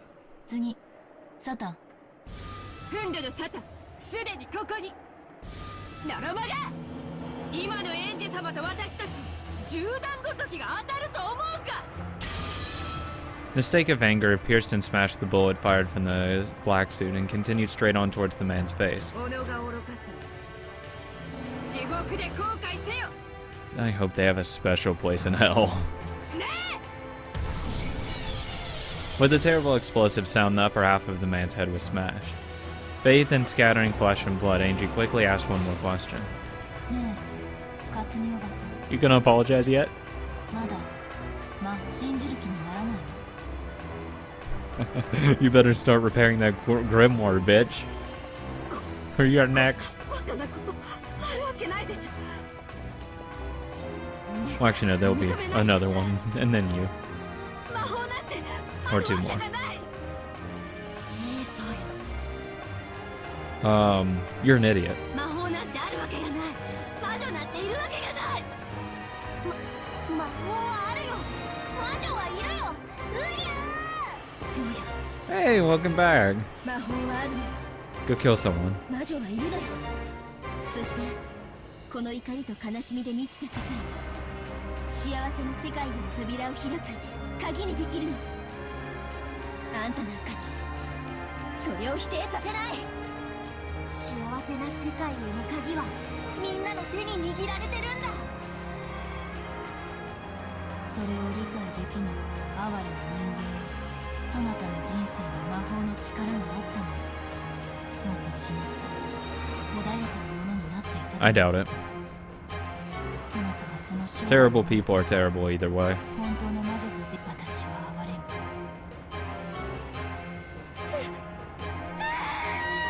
What's wrong? Magic doesn't exist. Kasumi let out a piercing scream. At the same time, two black suits came for me at once, thrusting their guns at my head, like they were using me as a hostage against something their eyes couldn't see. Against the seven sisters of Purgatory, who had now reached the level of weapons, this was completely pointless. ちくしょうどこにやがるんだ攻撃をやめねえとこの天の湯じゃねえぞ I hope Maymon's the one to kill Kasumi because, oh, that'd be so sweet. 姿を現してやがれ何言ってんのこいつ美味しそうな腹渡をしてるくせにエンジ様次は私にお任せを Have fun. 許す殺せありがたき幸せ死ね The man's chest split and his guts poured out. His terrible way of dying threw the other man into a total panic. However, Asmodeus, his form was already hit at his back. grasping his neck, smiling obscenely. どこを貫いてほしい？レイチェ様？ The most painful place you can find. 頭 No! かしこまりました。我が I don't want an easy death. 死ね。 These people deserve to suffer. The final black suit had his head smashed by the stake of lust, and his insides scattered. He twisted and fell.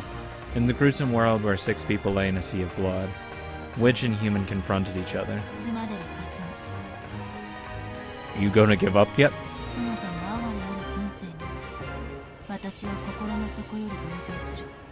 その運命への心の穴を塞げる魔法を授けてもよい。そなたがその魔法を信じるなら She sealed her fate when she ripped out that last page. Fuck her. No forgiveness. She sealed her fate. バカなこと言わないで。 Enjoy death. こんなの See, this is the death I would do myself. I'm sorry, ma'am, and you're gonna take a sidestep. I'm killing her my fucking self. Pick up one of the guns they held and just absolutely lay waste to her. As Kasumi, who was scared out of her wood, stepped backward, she picked up a handgun that someone had dropped. Oh, that's adorable. Then shaking, she pointed at Angie. そうよ、かすみ。その銃で撃ちなさい。あんたの憎しみを銃弾に変えて放ちなさい。殺してやろう。殺してやろう。 But will you? あんたを殺さなきゃ私の人生はぶっ壊れないのよ。 Oh, that's a shame. そうよ、殺して火種を引いて。あいつにあんたのみすぼらしい今日までの全ての怒りを全部叩きつけてやるの。そうでなきゃあんたは痛みと苦しみから解放されないのよ。やめてかすみおばさん It's not worth it. 黒き魔女に耳を貸してはダメ。殺してやる。殺してやる。 Well, it's been nice knowing you. あんたの母親が私の人生をめちゃくちゃ。なら私の魔法でその人生をこれから少しずつ明るく穏やかなものにできるかも You're しれない。 going to die. あなたが魔法を信じ心を触れ替えさえすればあなたに新しい世界への扉を開いてあげられるの。そんなものはないわ。あいつの言う救いなんてどうせおとぎ話の中だけよ。あんたの人生はもはや死ぬまでトゲまみれ。その苦痛の叫びをあいつに聞かせてやりなさい。失ったものは何も取り返せないのよ。そうでしょ、スマデラカズミ。そうね、何も取り返せないかもしれない。でもきっと新しく何かを生み出すことができたからかすみおばさん、その銃を捨てて She's not going to. Just fucking end her life. かすみおばさんに幸せな世界を教えてあげられるかもしれない。 She doesn't deserve forgiveness. I'm sorry. She doesn't. Like, Angie's taking the high road. I'm taking the low road. Kill her.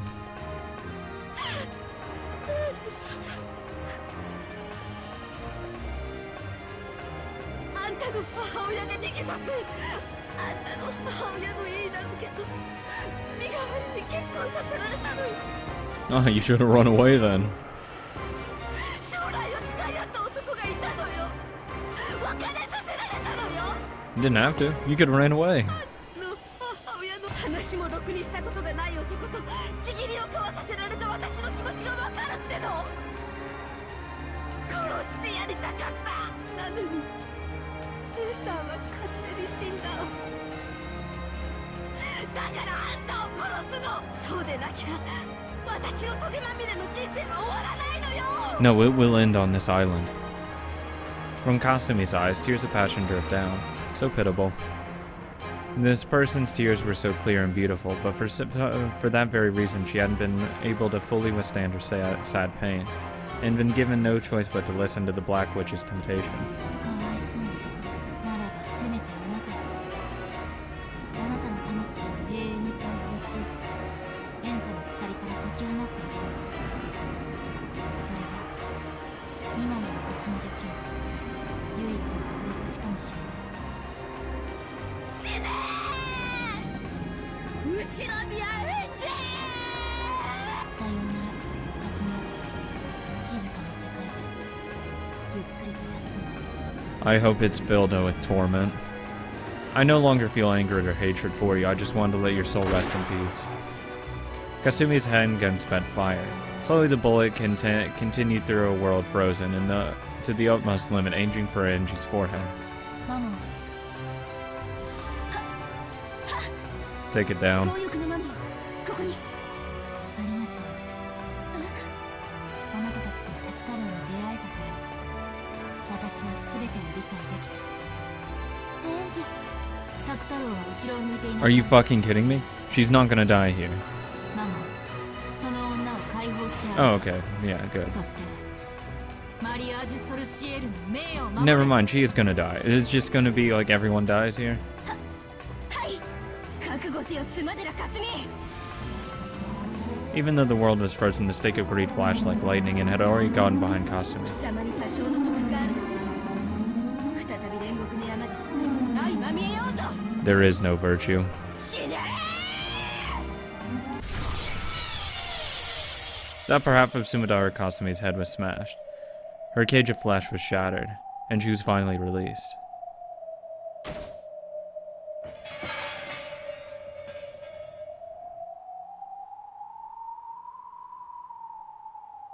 あとは黒き魔女。今となってはあなたにエヴァおばさんの面影を見ていることさえ彼女に申し訳。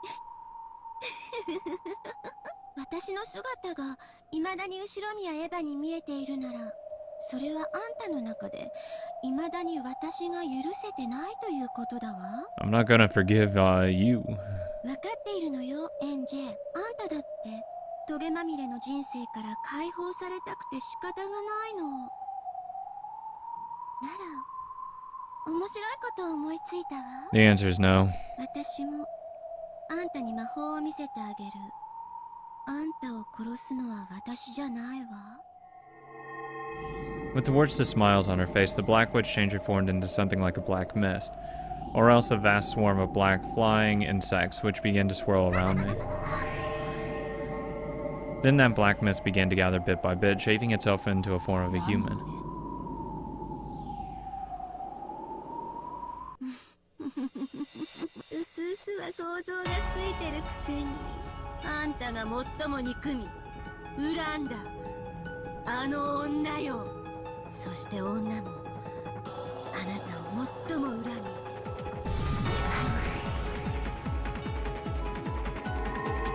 Oh, hey, Ava, how you doing?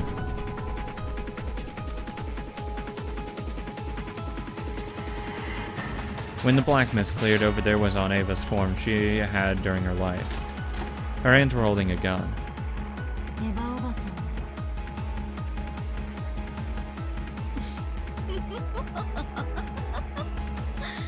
お久しぶりね、エンジェ。あんたを殺すために地獄から戻ってきたわよ。 Too bad you're gonna die too. Aunt Ava glared at me with a mad でも laugh. あまり驚かないの。エヴァおばさん、そういう人だったし。私のお葬式はさぞや気分が晴れ晴れしたでしょ。 I wouldn't be sad. 私も晴れ晴れしていたわよ。あんたの面を二度と見なくて済むようになるんだからね。ただ一つだけ心残りがあった。それがこれよ。私を殺すこと、それが最後の遺言だったの。 How pitiful. Even after death, my aunt wasn't released from her pain. 黒き魔女の力こそ私の魔法の源泉だったの。怒りと憎しみは私に努力と不屈を教えてくれた。それはあんたの言う現実逃避の魔法とは全く違うの。あんたの言う魔法なんてただの八つ当たりによるストレス解消だわ。私たちの魔法は違う。界そのものを作り変えるの。あんたの小悪魔法とは全く格が違う。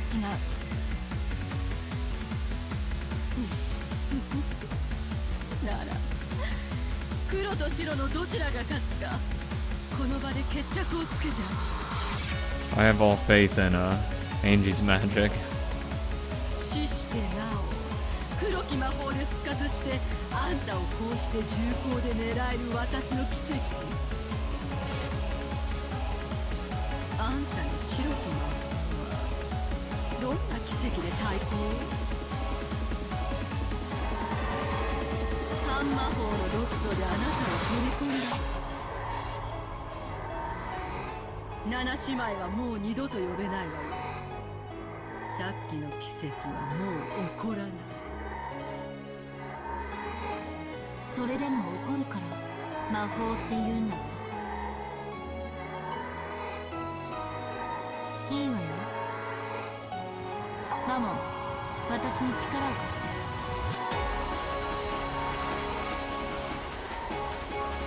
But Maimon didn't respond, she didn't appear. Certainly, as she'd said, the magic-resisting toxin had burned everything up like a wasteland parched by a blazing sun. This might be a little tough. 呼びかけても無駄よ。もう二度と煉獄の七姉妹は答えない。だからそれでも呼べるから魔法なのよね。哀れね、エンジェル。さようなら。あんたとのささやかな日々、そこそこに楽しかった。これで終わり。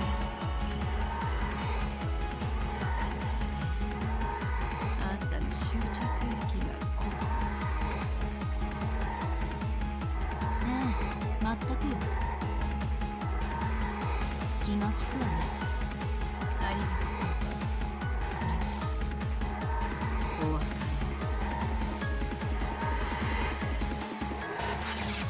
The barrel of the gun rose slowly so that you could see all the way down it. Then the trigger was slowly. At that moment, the gun exploded. It wasn't that it had fired, it burst. You're kidding me. In shock inside a frozen space, Ava looked at the ruptured gun. Look at that odds. When time melted, the fragments would probably smash into her face all at once. 強欲のママ。ここに。 Oh, thanks, Mammon. You're the best. バカ。 Behind Ava's back, Mammon stood. She had already penetrated the target I had given her, which was the gun. これで魔法は十分、エヴァおばさん。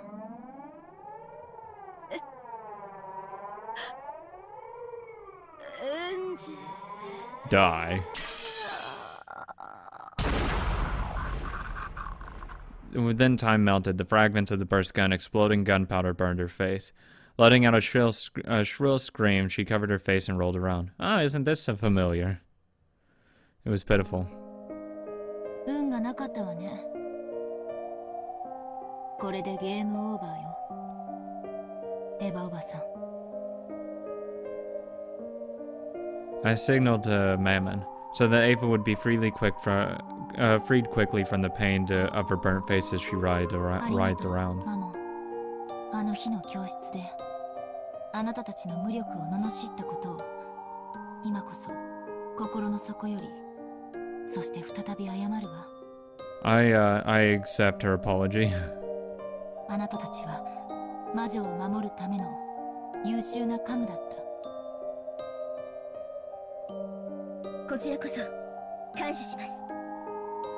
良き魔女に、良き主に最後に出会え、家具の本分を尽くせたことを心より光栄に思います。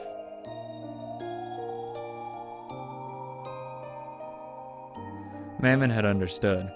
This would be the final job I'd give her. Hell no, I have a lot more jobs lined up for her. Come on now. Mammon quietly walked up to me. Then she looked down at Ava. Oh, I hear those seagulls. これでお別れよ。Have a nice dream. See you here. Hell yeah, bitch. See you in fucking hell. Then the light sound of her forehead being bored into rang out. The battle of gunpowder smoke and fury of white and black magic ended. I get the feeling it was a long, truly a long journey. And the world slowly sank into darkness.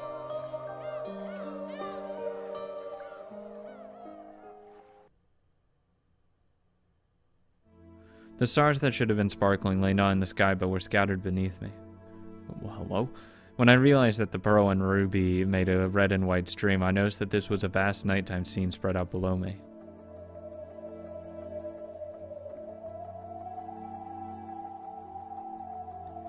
I was in the sky at the nighttime scene, neither standing nor flying, but simply floating. Oh, well, then fuck me, right? From nowhere in particular, I could hear a clapping. A truly dull applause, I know. It's the one who ordered me to go on a journey. Burn.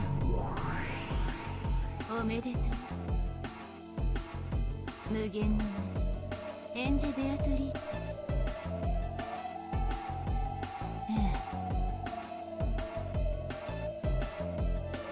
え。私は今や魔法のすべてを理解した。私は魔女よ。マリアージュ・ソルシエールが生み出した魔法世界を継承した最後の魔女。あなたにしかベアトリーチェの世界を切り裂けぬ。魔法を知るからこそそれに抵抗も覚えるわ。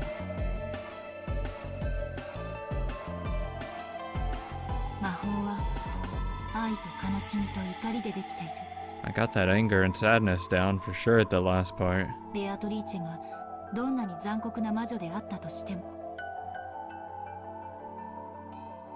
その魔法の源泉は全く同じ。だからこそ彼女のその世界を本当はそっとしてあげたい。少なくとも彼女にとってその世界は完成しているのだから。あなたに家族を諦められるのよ。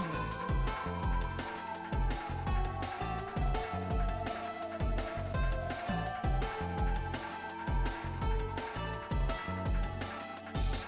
だから申し訳ないけれど、私は戦わなければならない。家族を取り戻せるかもしれないわずかの確率にかけて魔女となる旅に出たのだから。ベアトリーチェを殺さない限り、あなたには孤独な世界しか存在しない。それを100億のかけらを旅した私が保証するわ。分かってるわ。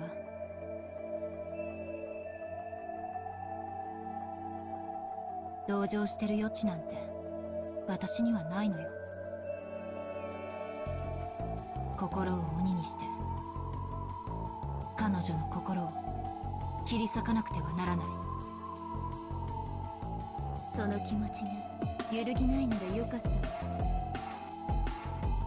同じ魔女同士、情が移って志をくじくんじゃないかと心配した。It felt a bit hollow hearing that from a person whose face was almost always expressionless. Burn. The mysterious witch who invited me on this journey. 私、あなたが嘘をついてたんじゃないかと疑って。どうして？私は1998年のエンジェだから家族を救っても、それは1986年のエンジェが救われるだけ。この私が救われるわけじゃない。だから騙されていると思っていたことがあるの。その通り。私はあなたを騙したの。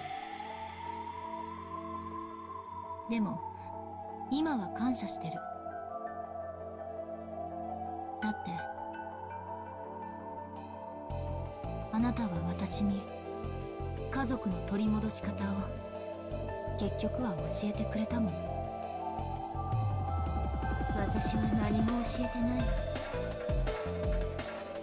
それを知ったのだとして、それはあなたが魔女として自ら至った境地だ。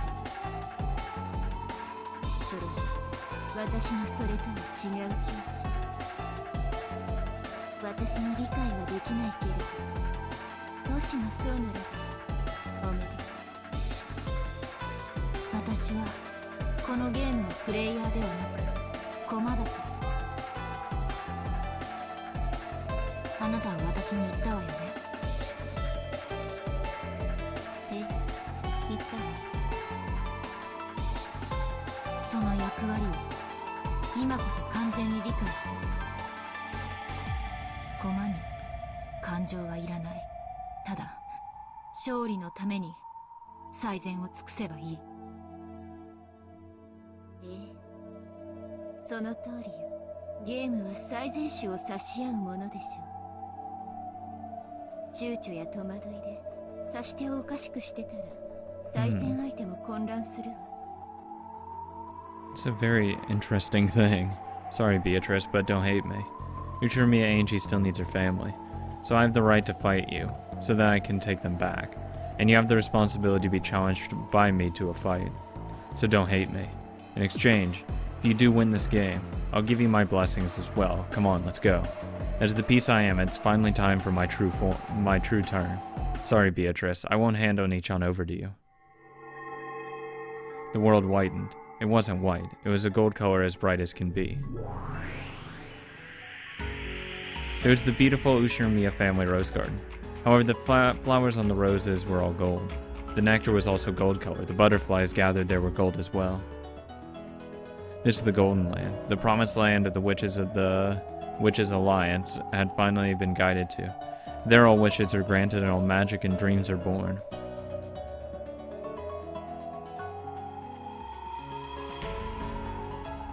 In that garden of gold roses were two and only two witches. I appeared as an uninvited guest, making that atmosphere tremble with unrest. What was to them a wind of misfortune shook the rose garden. The incredibly beautiful scene formed by the golden rose petals scattered by the wind was clearly something not of this world. The two of them who had been taking a walk in the path of the golden roses noticed me and were surprised.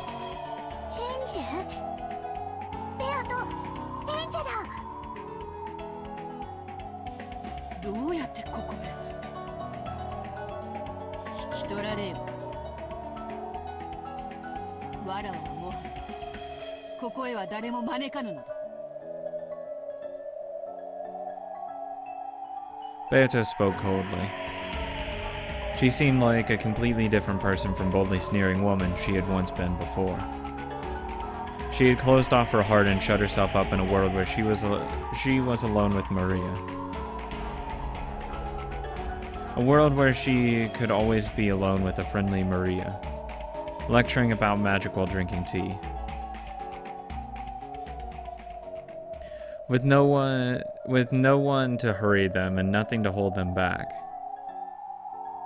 A world where not a single person who might hurt them exists. Yes, to the two of them it was a small perfect universe. 悪いわね。あんたにここに引きこもられちゃ困るのよ。私たちはあんたが戻ってこなきゃゲームが進まないの。わらわは飽きたからやめたと言った。もうゲームには戻らぬ。ベアトはね、ずっとここでマリアと一緒にいるの。ここで一緒にお茶を飲んでね、いろいろな遊びを考えるの。エンジェも一緒に遊んでいいんだよ。マリア、それはならぬと言ったはず。わらわにはそなただけがいればいい。だからそなたもわらわだけがいればよいと言っておくれ。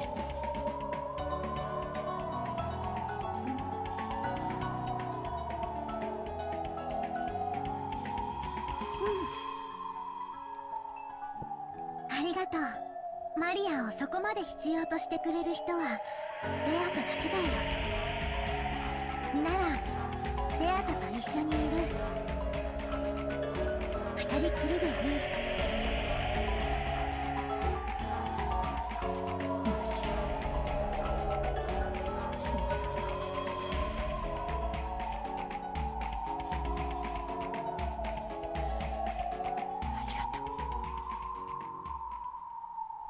Beato held Maria tightly,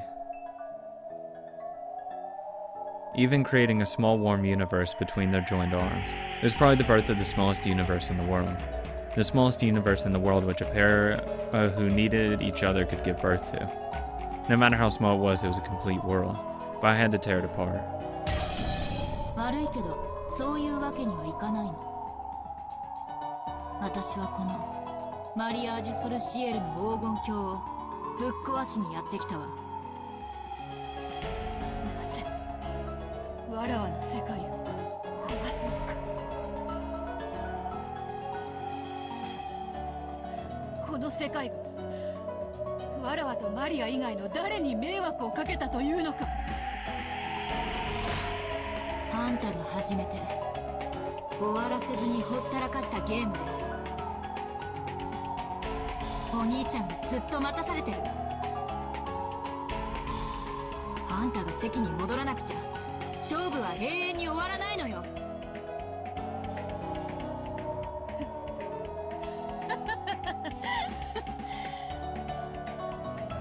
あのゲームにもはやプレイヤーは一人もおらぬわ。バトルは消え去り、わらわもまた消え去り、ここにいる。あのゲームはもはや終わったの。終わってない。 It's never over. あんたの始めたゲームでしょ。最後まできっちり責任を持って終わらせなさい。バトラーを打ち負かし、あなたが本当に望んだ世界を生み出すか、あなたが打ち負かされ、あなたの魔法に飲み込まれた全てを解放するか、しっかり最後まで責任を取りなさい。ダメだよ。レアとはこの世界でマリアと永遠に二人きりで過ごすの。 Sorry, Maria, gotta tear that apart. マリアもレアとさえいれば他には何もいらないの。ここでは全ての願いが叶う。 Is your mother here? 全てがある。 This golden light is made up of nothing more than the crystallization of Beatrice's and Maria's thoughts. To drag Beato out of the world, I'm going to have to destroy it. I'll destroy the Golden Land, which must be a final peaceful world in Beatrice's eyes. お姉ちゃん、それは違う。この黄金鏡は嘘つきだわ。お姉ちゃんの本当に叶えたい願いを叶えてくれていない。そんなことないよ。ここでは何でも叶うの。見て、ここには優しいママだっている。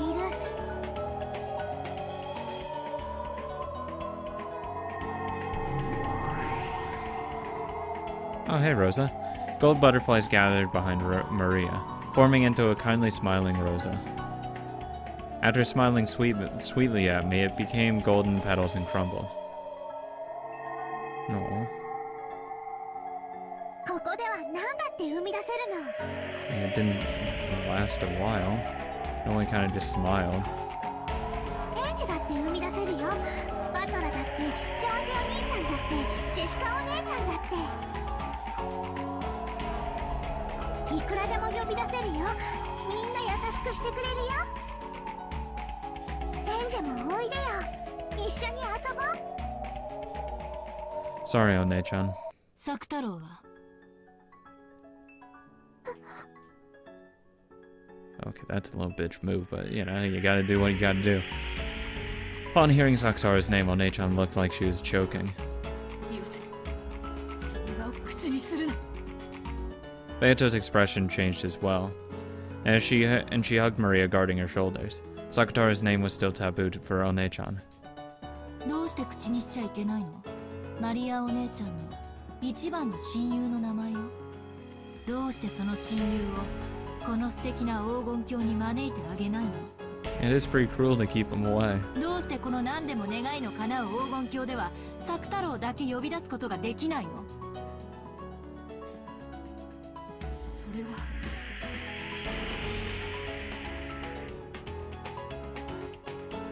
作太郎のことを思い出さなくても。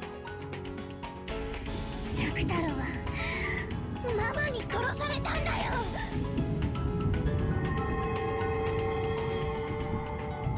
Maria flew into a rage with a terrible expression on her face. Surprised by that voice, the butterflies throughout the garden flew up, blowing around like a typhoon of flower petals. ええ、知ってるわ。ローザおばさんが大切な作太郎のぬいぐるみを引き。 Maria's scream became a storm that violently scattered the garden petals and leaves. It truly was a storm of gold. やめよやめよやめよやめよ。 Go to the game board. なぜマリアの心の傷を再び引き裂こうとするのか。わらわとマリアの大切な親友の眠りを汚すな。ならどうしてその大切な親友をあなたの魔法で蘇らせてあげない This is the golden line after all of my wishes can become true. Come on. それができるものならやっている。しかしあのぬいぐるみはローザによる手作りの品。そのたった一つが引き裂かれた魔法的意味は。ごまかさないで。どうして作太郎が蘇らせられないか答えは一つだわ。あなたが本当の魔女じゃないからよ。 True. 蘇らせられると。 And do it. わらわの魔法でいくらでもこうして蘇らせられるとも。作太郎でこの庭園を埋めることだってできようぞ。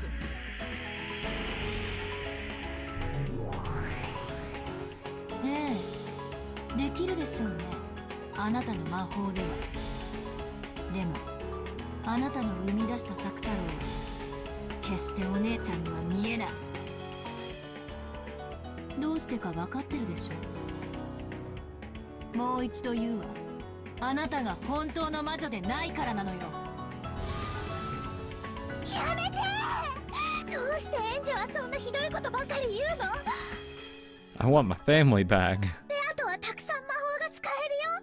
She can't bring back Sakataro. とても素敵な魔女なんだよ。作太郎だけは蘇らせられなかったけど、他のことなら何だってできるの。 That means she's not an all-powerful witch. だから作太郎だけはできるの。ううん、お姉ちゃん、魔女にできないことなんてないの。 Yeah. それができない時点でベアトリーチェは本当の魔女じゃないわ。それは違うよ。作太郎のよりしろのぬいぐるみはママの手作りの特別なものだから。 That's come on, Maria. だから蘇らせられないの？ベアトリーチェのあなたの魔法はそんなにも不便なの？ I mean, come on, that's extremely specific. ならばそなたなら作太郎を I mean, like 蘇らせら repairing れ that るというの vase. か。 You didn't make that vase, but it still got repaired. Come on. そなたの魔法 At なら least Vergilia didn't make the それが vase. できるというのか。 It got repaired. できるわ。なんだと。マリアお姉ちゃん、私が本当の魔法を見せてあげるわ。私が作太郎を蘇らせてあげる。本当？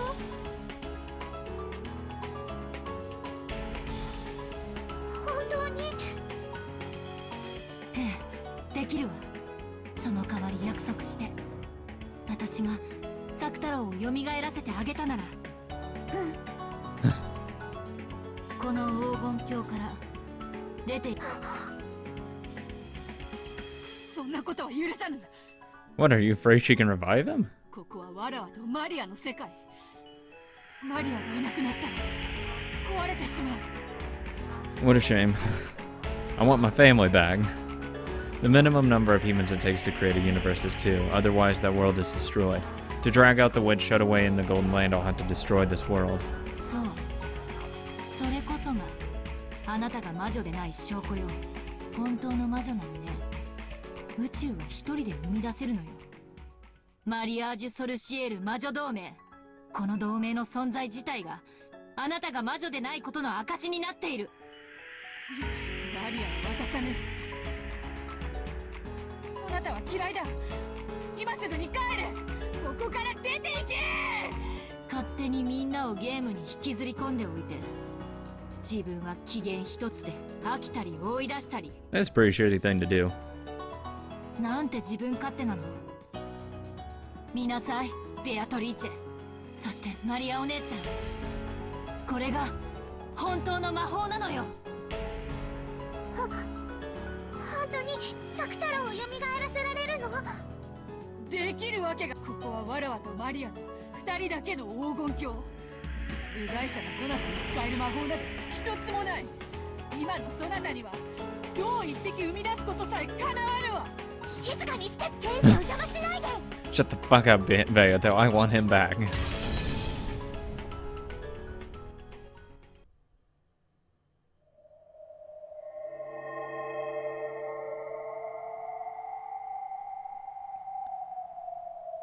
When Maria yelled, the storm suddenly stopped and the area turned to silence. The scene as a massive number of gold petals that had been blown upwards quietly drifted down was fantastical, as though golden snow was falling. Maria, thinking about this unlikely if only miracle, had unconsciously joined her hands together as though praying. Beato watched Maria do this, her heart racing. If the extremely unlikely were to happen, this world would. But it's unthinkable, absolutely impossible. That stuffed animal, which had been the only one in the world, was torn apart and thrown away, and not a thread remained. Reviving it was certainly and absolutely impossible. This my golden land. A world where magic that isn't mine certainly cannot exist. Interesting, I'll go ahead and write that down. Because why not?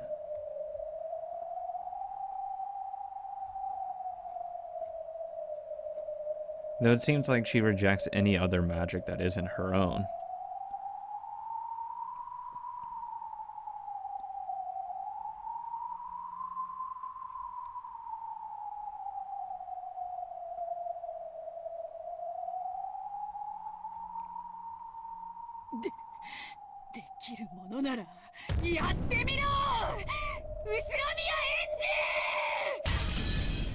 At Beato's scream like cried, the world lost its sound.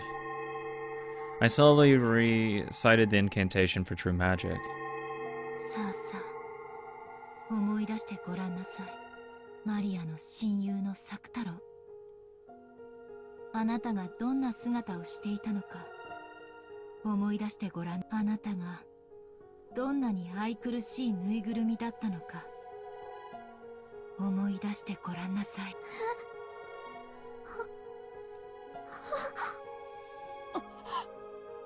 Expressions of shock rose to both of their faces.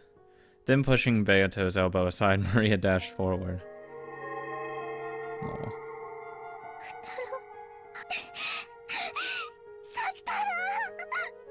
Then, she clung to us both. 大丈夫。サク太郎は消えないよ。ウリュウ、マリア、ただいま。サク太郎、サク太郎。サク太郎、会いたかったよ。Oh. So sweet. It was without a doubt that stuffed animal lion Sakataru. Its softness, its textures, its stitches, it's everything Maria had forgotten, but the instant she hugged that stuffed animal, it all came back to her vividly.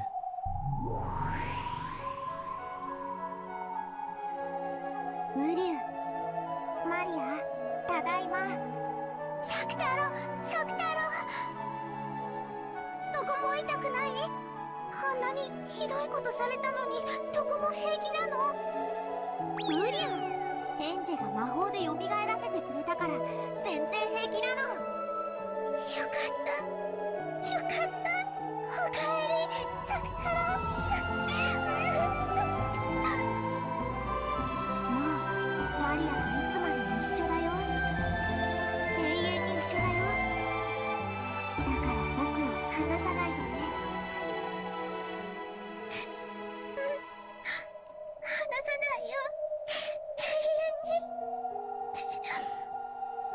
Then, still hugging Sakataro, she looked up at me with tear-filled eyes. あ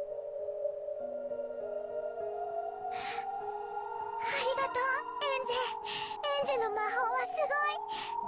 どうしてサクタロウを蘇らせる Because こと I'm a ができ real たの？ witch. ベアトにもできなかったのに。 She's an imposter. ありえぬありえぬ。どうしてわらわの黄金鏡でわらわ以外の人間が魔法を使えるのか。 Oh, are you a human, are you saying? こんなことは断じてありえぬ。何をうろたえているのよベアトリーチェ。これが魔法でしょ。魔法のわけがない。ここはわらわの黄金鏡。わらわ以外の魔法は絶対に存在できない世界。魔法でサク太郎を蘇らせることはできなかった。 Yeah, it wasn't magic. Because, I mean, in that store there's like a little bundle of them. I'd just have a bunch of them. They're cute. で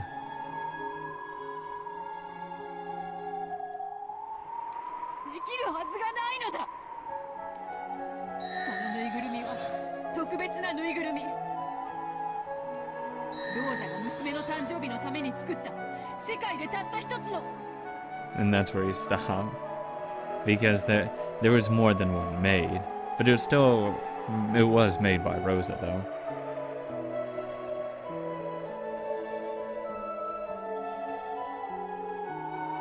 Which is, it's nice, it's cute.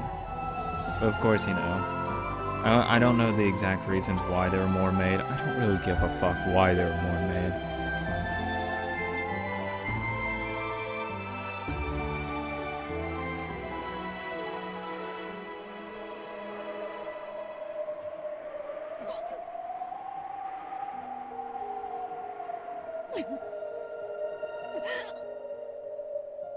Ne?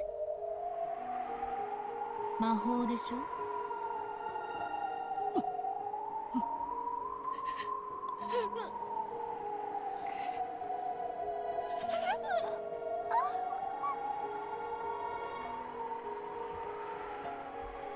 As the world collapses. With this miracle that she couldn't possibly accept, Beota understood all of my magic.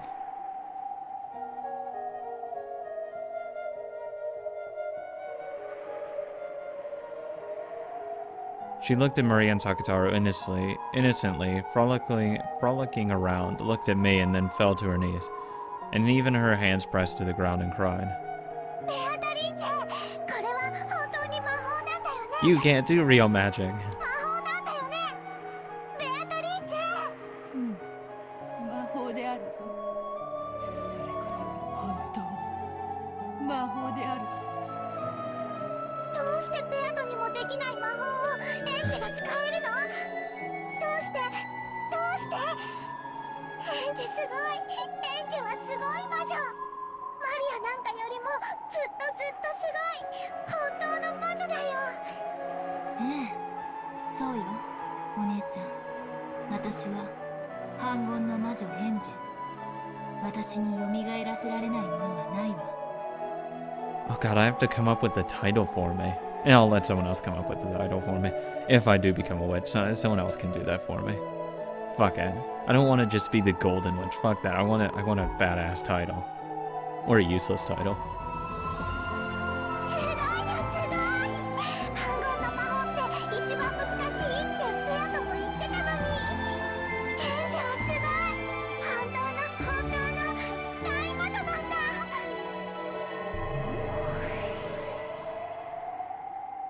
At that time, Maria's and Sakataro's forms flashed gold, and the forms of the two became golden flower petals that crumbled away.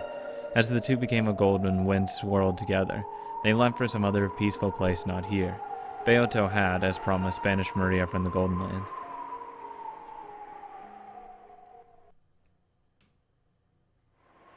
さよならマリアお姉ちゃん。そしていつまでも大丈夫よ。お姉ちゃんの世界にも必ずあなたはいるわ。でもそれはあなたのことじゃない。 Yeah, you need to get back to this stupid game board, bitch. よかった。 I'm gonna beat your ass. わらわ I want my family back. その再会心より祝福するぞ。 On Beato's face was a mixture of what was probably every expression a human could muster. It was joy, anger, and sadness. それが魔法の根源よね。愛がなければ、悲しみがなければ、怒りがなければ、魔法は見えない。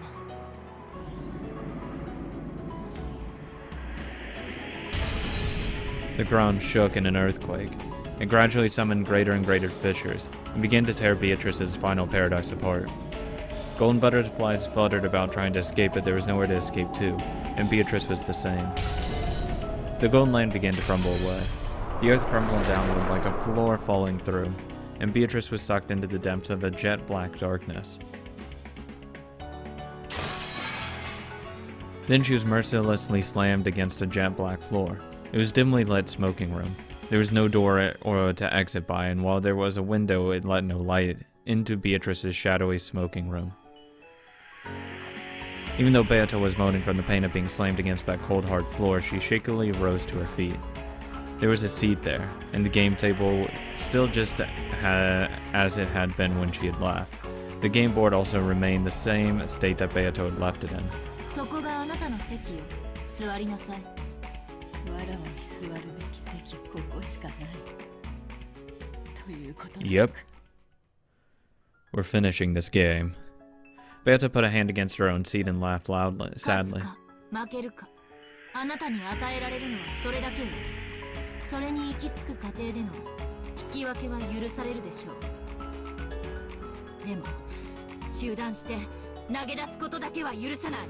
勝って生き残るか、負けて消え去るか、そのどちらかになるまであなたはその席を立つことなんて許されない。 I'm gonna get really uncomfortable. それが魔女のゲームのホストである黄金の魔女ベアトリーチェの唯一の務めでしょ。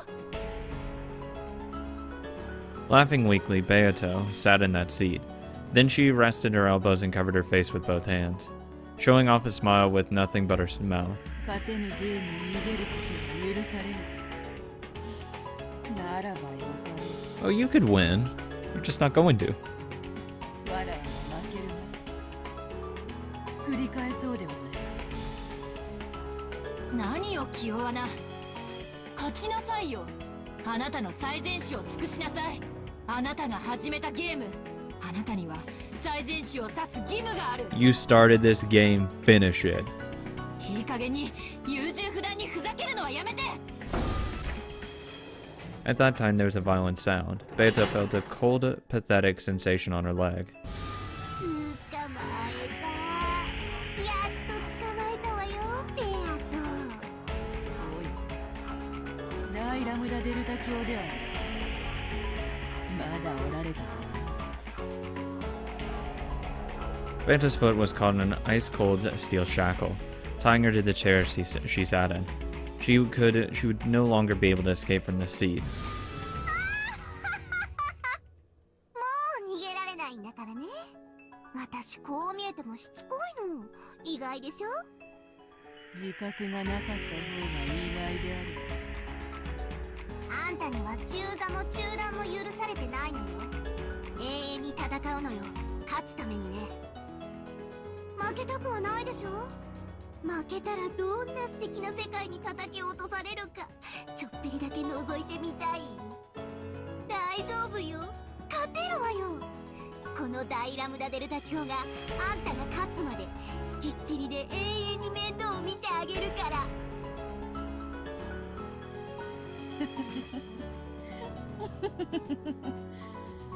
しかし戦いたくともわらわの Please tell me Angie sits down. 大丈夫よ。バトルを見つけてきた。 I found him wandering around. When Byrne appeared and clapped her hands, Battler appeared from the sky and plopped into the opposite chair.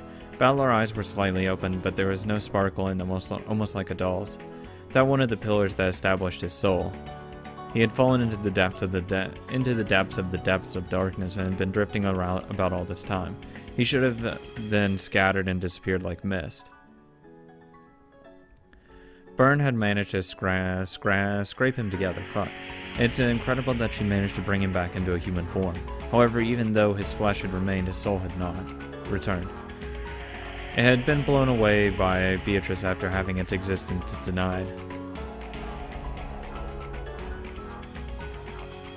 It wouldn't come back easily. バトラもこの戦いは逃げないわ。あんたに勝つまでね。勝ち目がなくなってきたからって全て投げ出して逃げるなんて、そんな無粋を許しはしない。彼だってそんなことを望んではいないわ。でしょ、後ろ宮バトル。 Yes. Battler didn't answer. His heart was still dead. His eyes wavered slightly at the answer, but he couldn't answer. バトラー、しっかり。あなたはここにいるわよ。そして敵は目の前にいる。戦って勝つために。Battler lazily repeated that, speaking incoherently. He'd come back. The wound he bore on his soul was no small thing. That was only natural. Beatrice had woven her red, and he had been denied.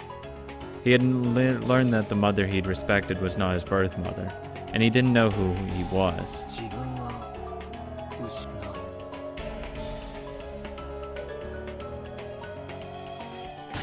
バカなこと言ってんじゃないわ。あんたは他の誰でもない後ろ宮バトラよ。誰が認めようと否定しようと、あなたの世界はね、あなただけが作れるのよ。あなたが後ろ宮バトラである世界を失わないで。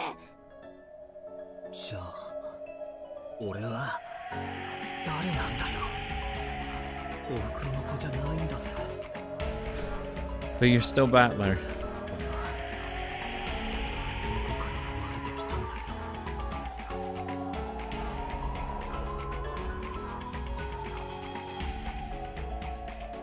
Battler asked the question as his eyes, which still hadn't regained their sparkle, stared lazily up at the ceiling.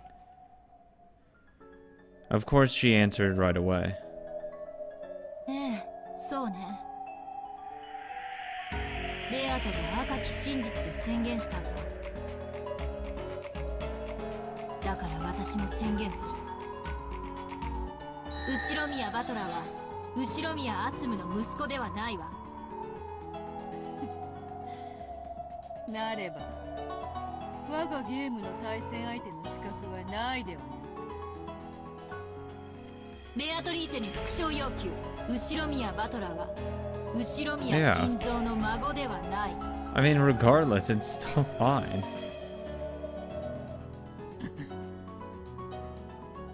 As Beato wrinkled her forehead, a painful-looking smile rose to her face. 復讐拒否ね。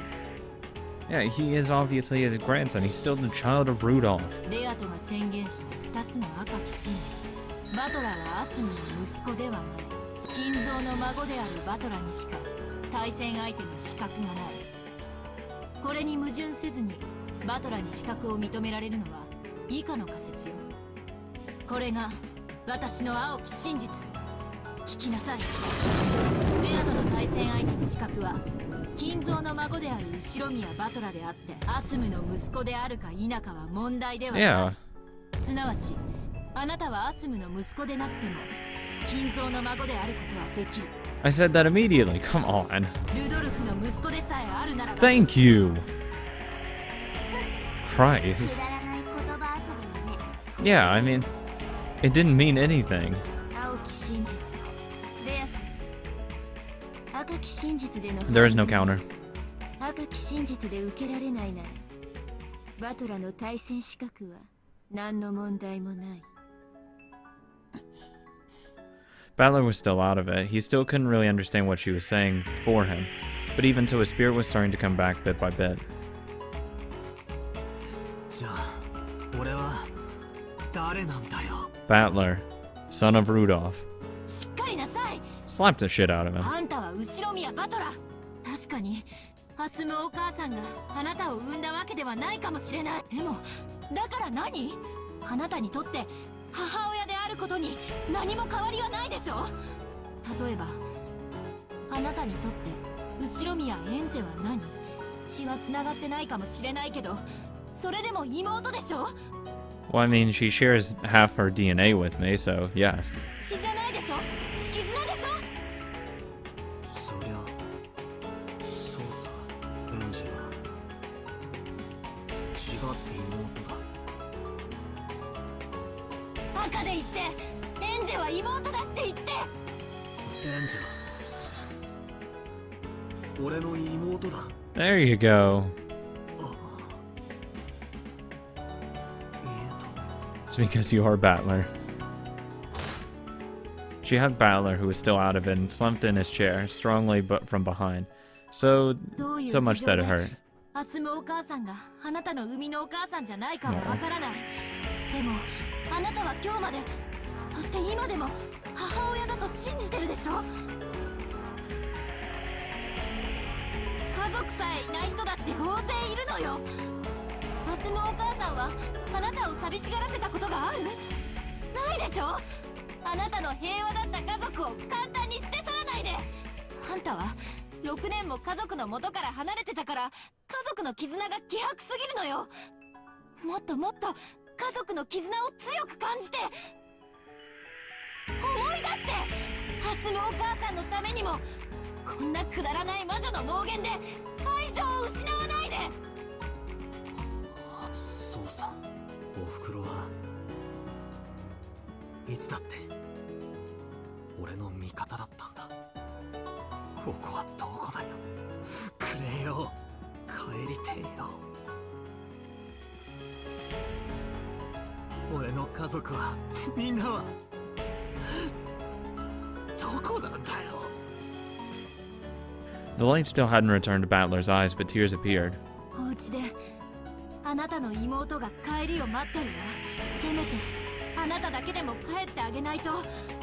妹のためにもどうか魔女のゲームに勝って。俺の妹でもよ、わからねえんだ。どうして俺はベアトとこんなわけのわかんねえ。 Because you have to beat her. ゲームを永遠に繰り返さなきゃならねえんだ。 Gotta win. もう嫌だ。なら早くこんなゲームに決着をつけて。後ろ宮バトラー、いつまでこんなところで遊んでいるの。妹が帰りを待ってるわよ。 That's right. Battler had been caught up in this strange game before he even knew it, and still unable to understand why he was fighting. He had been constantly stuck into this witch's place, played with and made to fight. That should have been his most simple and first question, because he didn't understand that he had lost his purpose in fighting. That's why my voice won't reach Battler's ears. Instead of a vague purpose like winning against the witch, or may it because he couldn't forgive her, he has to be aware of a purpose for which he must win. そうだ、帰りたい。親父やおふくろ。もうここは嫌だ。もう魔女は嫌だ。嫌だ、嫌だ。バトラの魂が戻りかけてる。でもあとちょっとに届いて。 Needs a little push. もう嫌でしょ。なら家族の元へ帰るためにも戦って。 Why can't I have Angie as a personal trainer, for a personal motivator? Get her in my corner, goddamn. Won't let her lose a fight. メアトリーチェを打ち破って帰ってきて。 The type to like slap the shit out of you and keep yelling at you. It's exactly what I need. 嫌だ。もう魔女は嫌だ。 Oh my god. Slap the shit out of him. ベアトも嫌だ。どいつもこいつも嫌だ。お前も嫌だ。お前だってどうせきっと魔女の仲間だ。いつまた裏切るかもわからない。何も信用できない。俺に構うな。構うな。 Beller's soul howled. She hugged his head from behind strong enough that it hurt. Aww. 早く帰ってきて、お兄ちゃん。 So cute. 私を一人ぼっちにしないで。お前 I'll let you guess. 私よ、エンジェよ。お父さんもお母さんもお兄ちゃんも誰も帰ってこない。寂しいよ。お願いだから早く帰ってきて。お前エンジェだったのか。 I mean, who else has like your bright red hair? そうよ、エンジェよ。誰も帰ってこない世界の後ろ宮エンジェ。私の家族は全てあの日の六軒島から帰ってこない。目の前のあの魔女が家族を全て、お兄ちゃんさえも奪い取ってしまった。お兄ちゃんだけがあいつをやっつけられる。 Do it. あいつをやっつけて、そして家族を取り戻して、そして私のところに帰ってきて。俺の家族。そう逃げも隠れもせぬ。わらわの後ろ宮エンジェが家族を奪った。バトラはわらわの玩具。その父親も母親もすべて玩具。そなたには返さぬわ。永遠に一人ぼっちで帰らぬ家族の帰りを待ってさまよい続けるが。 From Angie's arms that held him, the painful, sad days that had been experienced by his lonely little sister flowed into Battler. Because he'd been playing around in a place like this, his little sister had been left all by herself and had been forced to endure all the pain. エンジェ、くそ。俺は何をやってたんだ。ありがとうなエンジェ。お兄ちゃんは大切なことをずっと忘れていた。 Battler tried to turn around, but Angie was hanging onto his head with an incredible force so he couldn't turn back. Was it sweat? Hot blood drops were splashed out on the nape of Battler's neck. What they were, he knew from holding Angie's arm that had clung to him. Because it stained Battler's hand, his fingers red. Are you kidding me? エンジェ、大丈夫か。おい。 It dripped and splashed. He didn't know what was going on. Battler didn't know because he couldn't turn around.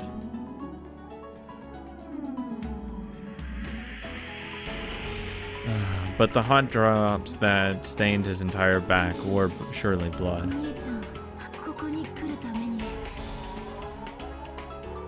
唯一頑張ったの。それがこれ。お兄ちゃんに私が知られてしまうこと。 Oh, that's cruel. 辛かったよ。お兄ちゃんが目の前にいるのにそれを口にできないなんて。 It's so unfair. このルールさえ守ればずっと永遠にお兄ちゃんのそばにいられるはずだった。お兄ちゃんは魔女と戦うゲームで永遠に遊べるはずだった。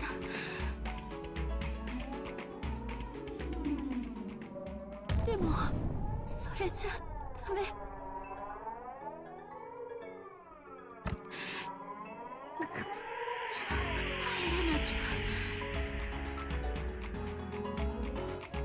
お家であなたの妹が待っているもの。それはそれで救われる。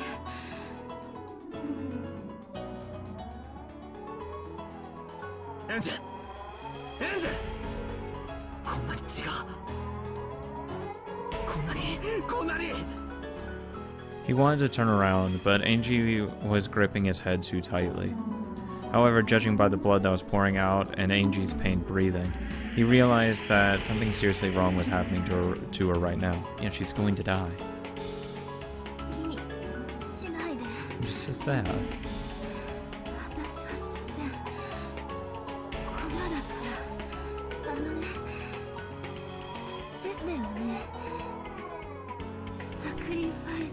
But I don't like sacrificing good pieces. サクリなんだって。早く手当てを。この手を一度離すんだ。ヘンゼ。サクリファイスと戦略的展望のわざと損を生じ駒を見捨てること。 In chess, the ultimate goal is victory.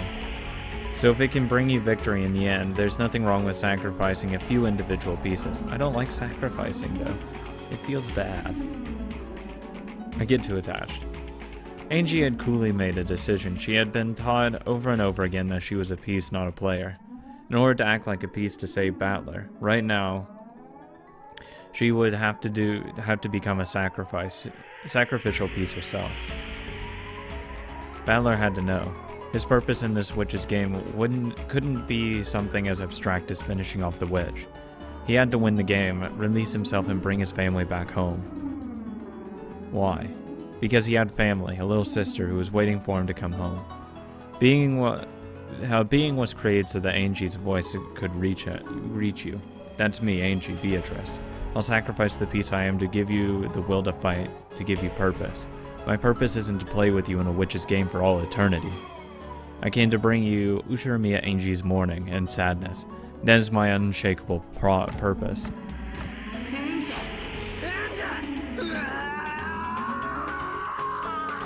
The white thin arm that held Battler became pale and transparent, almost like wax. Even so, the fresh blood stained it so cruelly. 私は消えちゃうけれど、お兄ちゃんはきっと帰ってきてね。待ってるよ。ずっと。何もできなかった。ごめんね。 Aw. いいんだ。 I liked her being here, お前が俺に教えてくれたじゃねえか。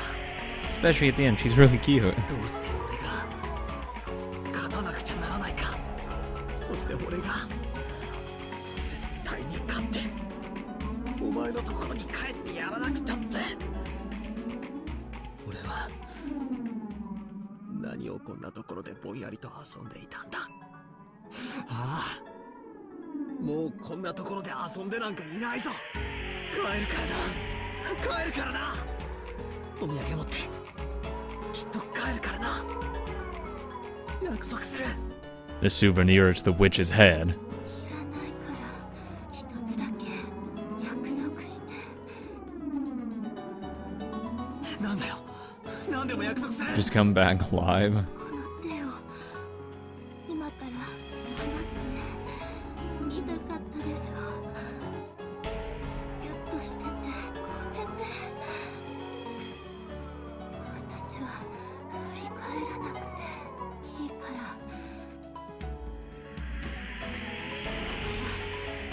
一番見せて。正義を目の前の覇者ゲームの再会を宣言して。 Angie's hand slid and disappeared behind me. There were bloody fingerprints left behind, blurred by her fingernails, and I turned around right away to take care of Angie's wounds. エンジ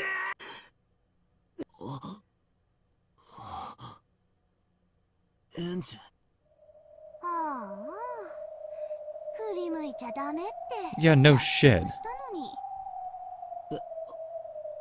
のに。エンジ。どこへ。 Behind my chair, it was as though about 10 watermelons packed with blood had been smashed. And there was a sticky, pulpy mountain. And around the mountain of blood and minced meat, the clothes and shoes Angie had been wearing lay crumpled as though they had been taken off and thrown away. As though just a human's insides had been pulverized and tossed there like scrap. As though Angie, who had been standing there until a second ago, had been crushed. エンジエンジはどこだよ。エンジはどこに消えたんだよ。 Oh my god, you promised not to turn around because of that very reason. God damn it, you dumbass. You fail at everything, Battler. エンジはどこに消えたんだよ。 The two young-looking witches said nothing, and just silently looked at the mountain of blood and meat and clothes. But I didn't want to accept it. I definitely didn't want to accept it. わらわそなたの正面でずっと見ていた。そなたの後ろでエンジェ Fuck you. はどうなっていくか。お前は知ってるのか。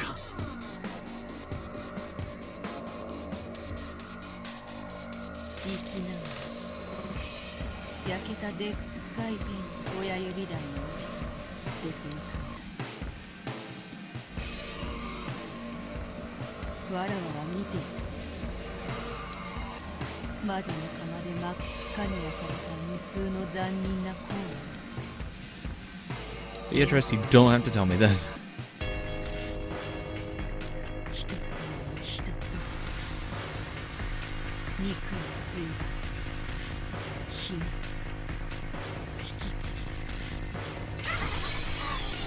る。エンジは誇って兄と最後の言葉を交わすその普通の喘ぎ声。最後に帰ったこ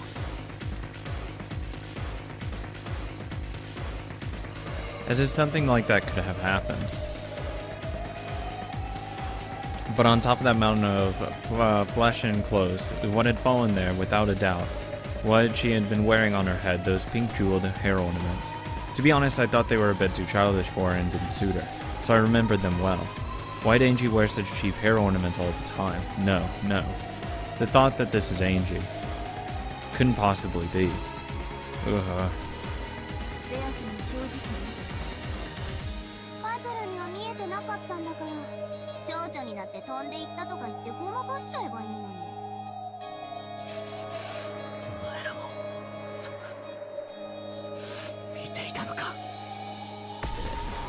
エンジがバラバラに引きちぎられていく見ていたのかよ。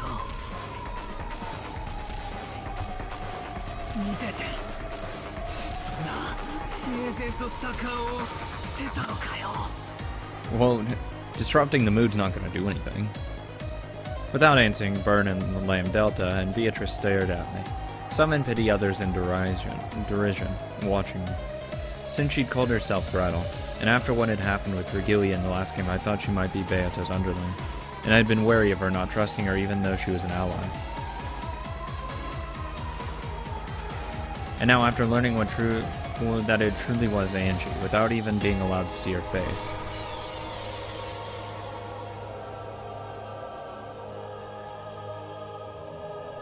I turn around and find something like this. Ugh. 良いではないか、妹のことな。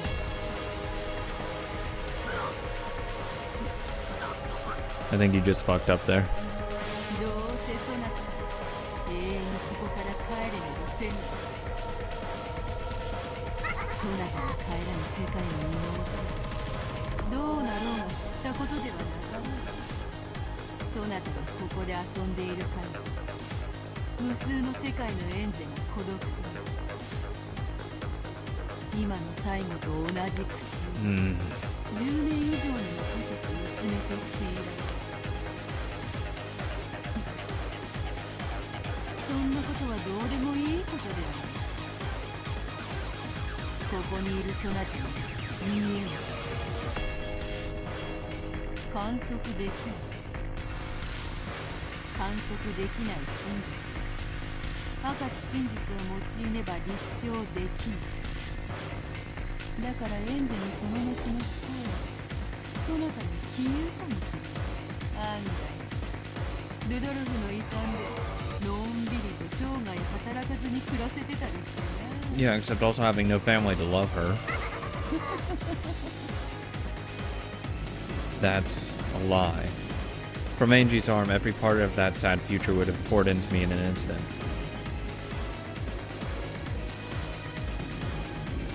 All because I kept on lazing about forever and playing in a place like this.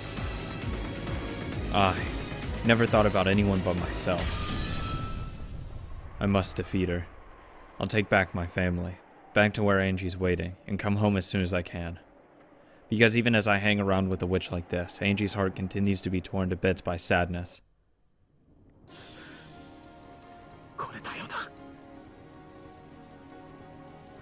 I turned towards the cruel witch who had indifferently spoken to Angie of Angie's brutal last moments and slowly. Yet with all my might pointed. ベアトリーチェ。ゲーム。もう俺は逃げねえし。お前も逃がさない。望むところへ。わらわはもはや逃げも隠れもできぬ。 You're done, Beatrice. わらわのそなたの決着を確実につけよう。どちらかが勝つ。どちらかが敗れて滅ぶ。それ以外の結末は存在しない。俺は勝つ。どれほどの時間をかけようとも絶対にお前を打ち破る。この勝負にもう妥協も中断も不先輩もない。俺は逃げない。逃がさない。俺を本気で倒しに来いよ。くだらない騙しもごまかしもおかしな交流も馴れ合いも一切必要ない。お前と俺は敵同士。一夜でも早く決着をつけて俺はエンジェのところへ家族を連れ帰らなきゃならない。揺るぎなき決意。絶対の意志。人間の絶対なる意志。絶対の魔力。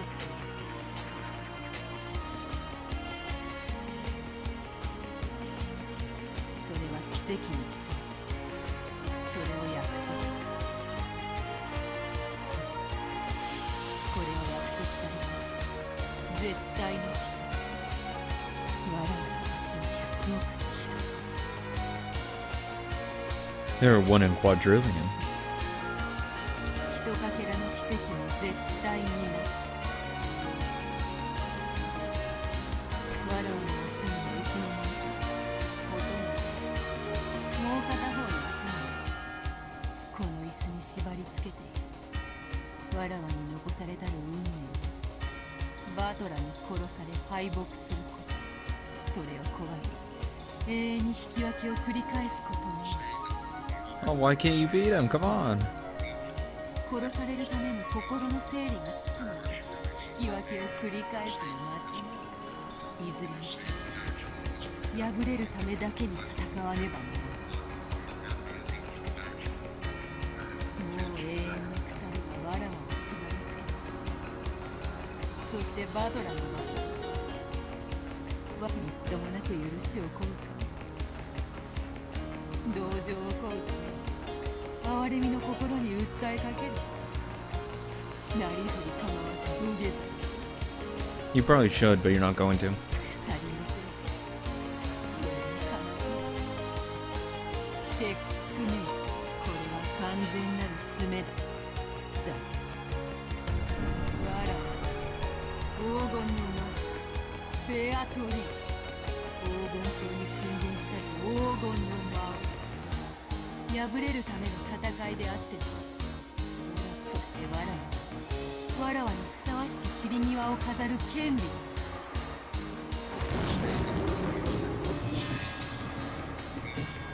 らわと同じそなたに我が魔法を存在を認めさせてこの島に黄金鏡の扉を開く。そなたはその最初の茶会の主賓となるだろう。そなた以外は全員がすでに揃っているぞ。主賓の到着が遅れているからいつまでも茶会が開かない。そなたの父親、母親、いとこたちもみんなお前の到着。ああ上等だぜ。まったくにもって上等だ。何が魔法だ何が魔女だ。お前との遊びはこれまでだ。行くぞ。 Time to end this fucking game. 存分に来るがいい。だけど中戦敗もない。どちらかが勝ち、どちらかが滅ぶ。お前に負ける意志がないというわらわを倒すしかこっちしかしわらわは無残に殺されるし。 I have no intention of losing, and I will kill you.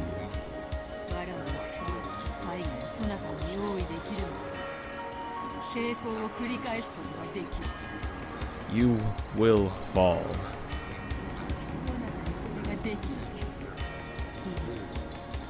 できる。必ずできるさ。来い。殺し。やりにくいか。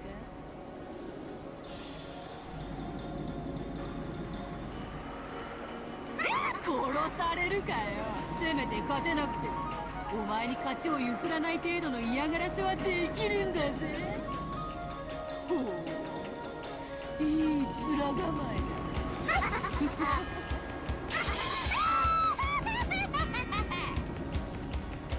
I wouldn't provoke my enemy.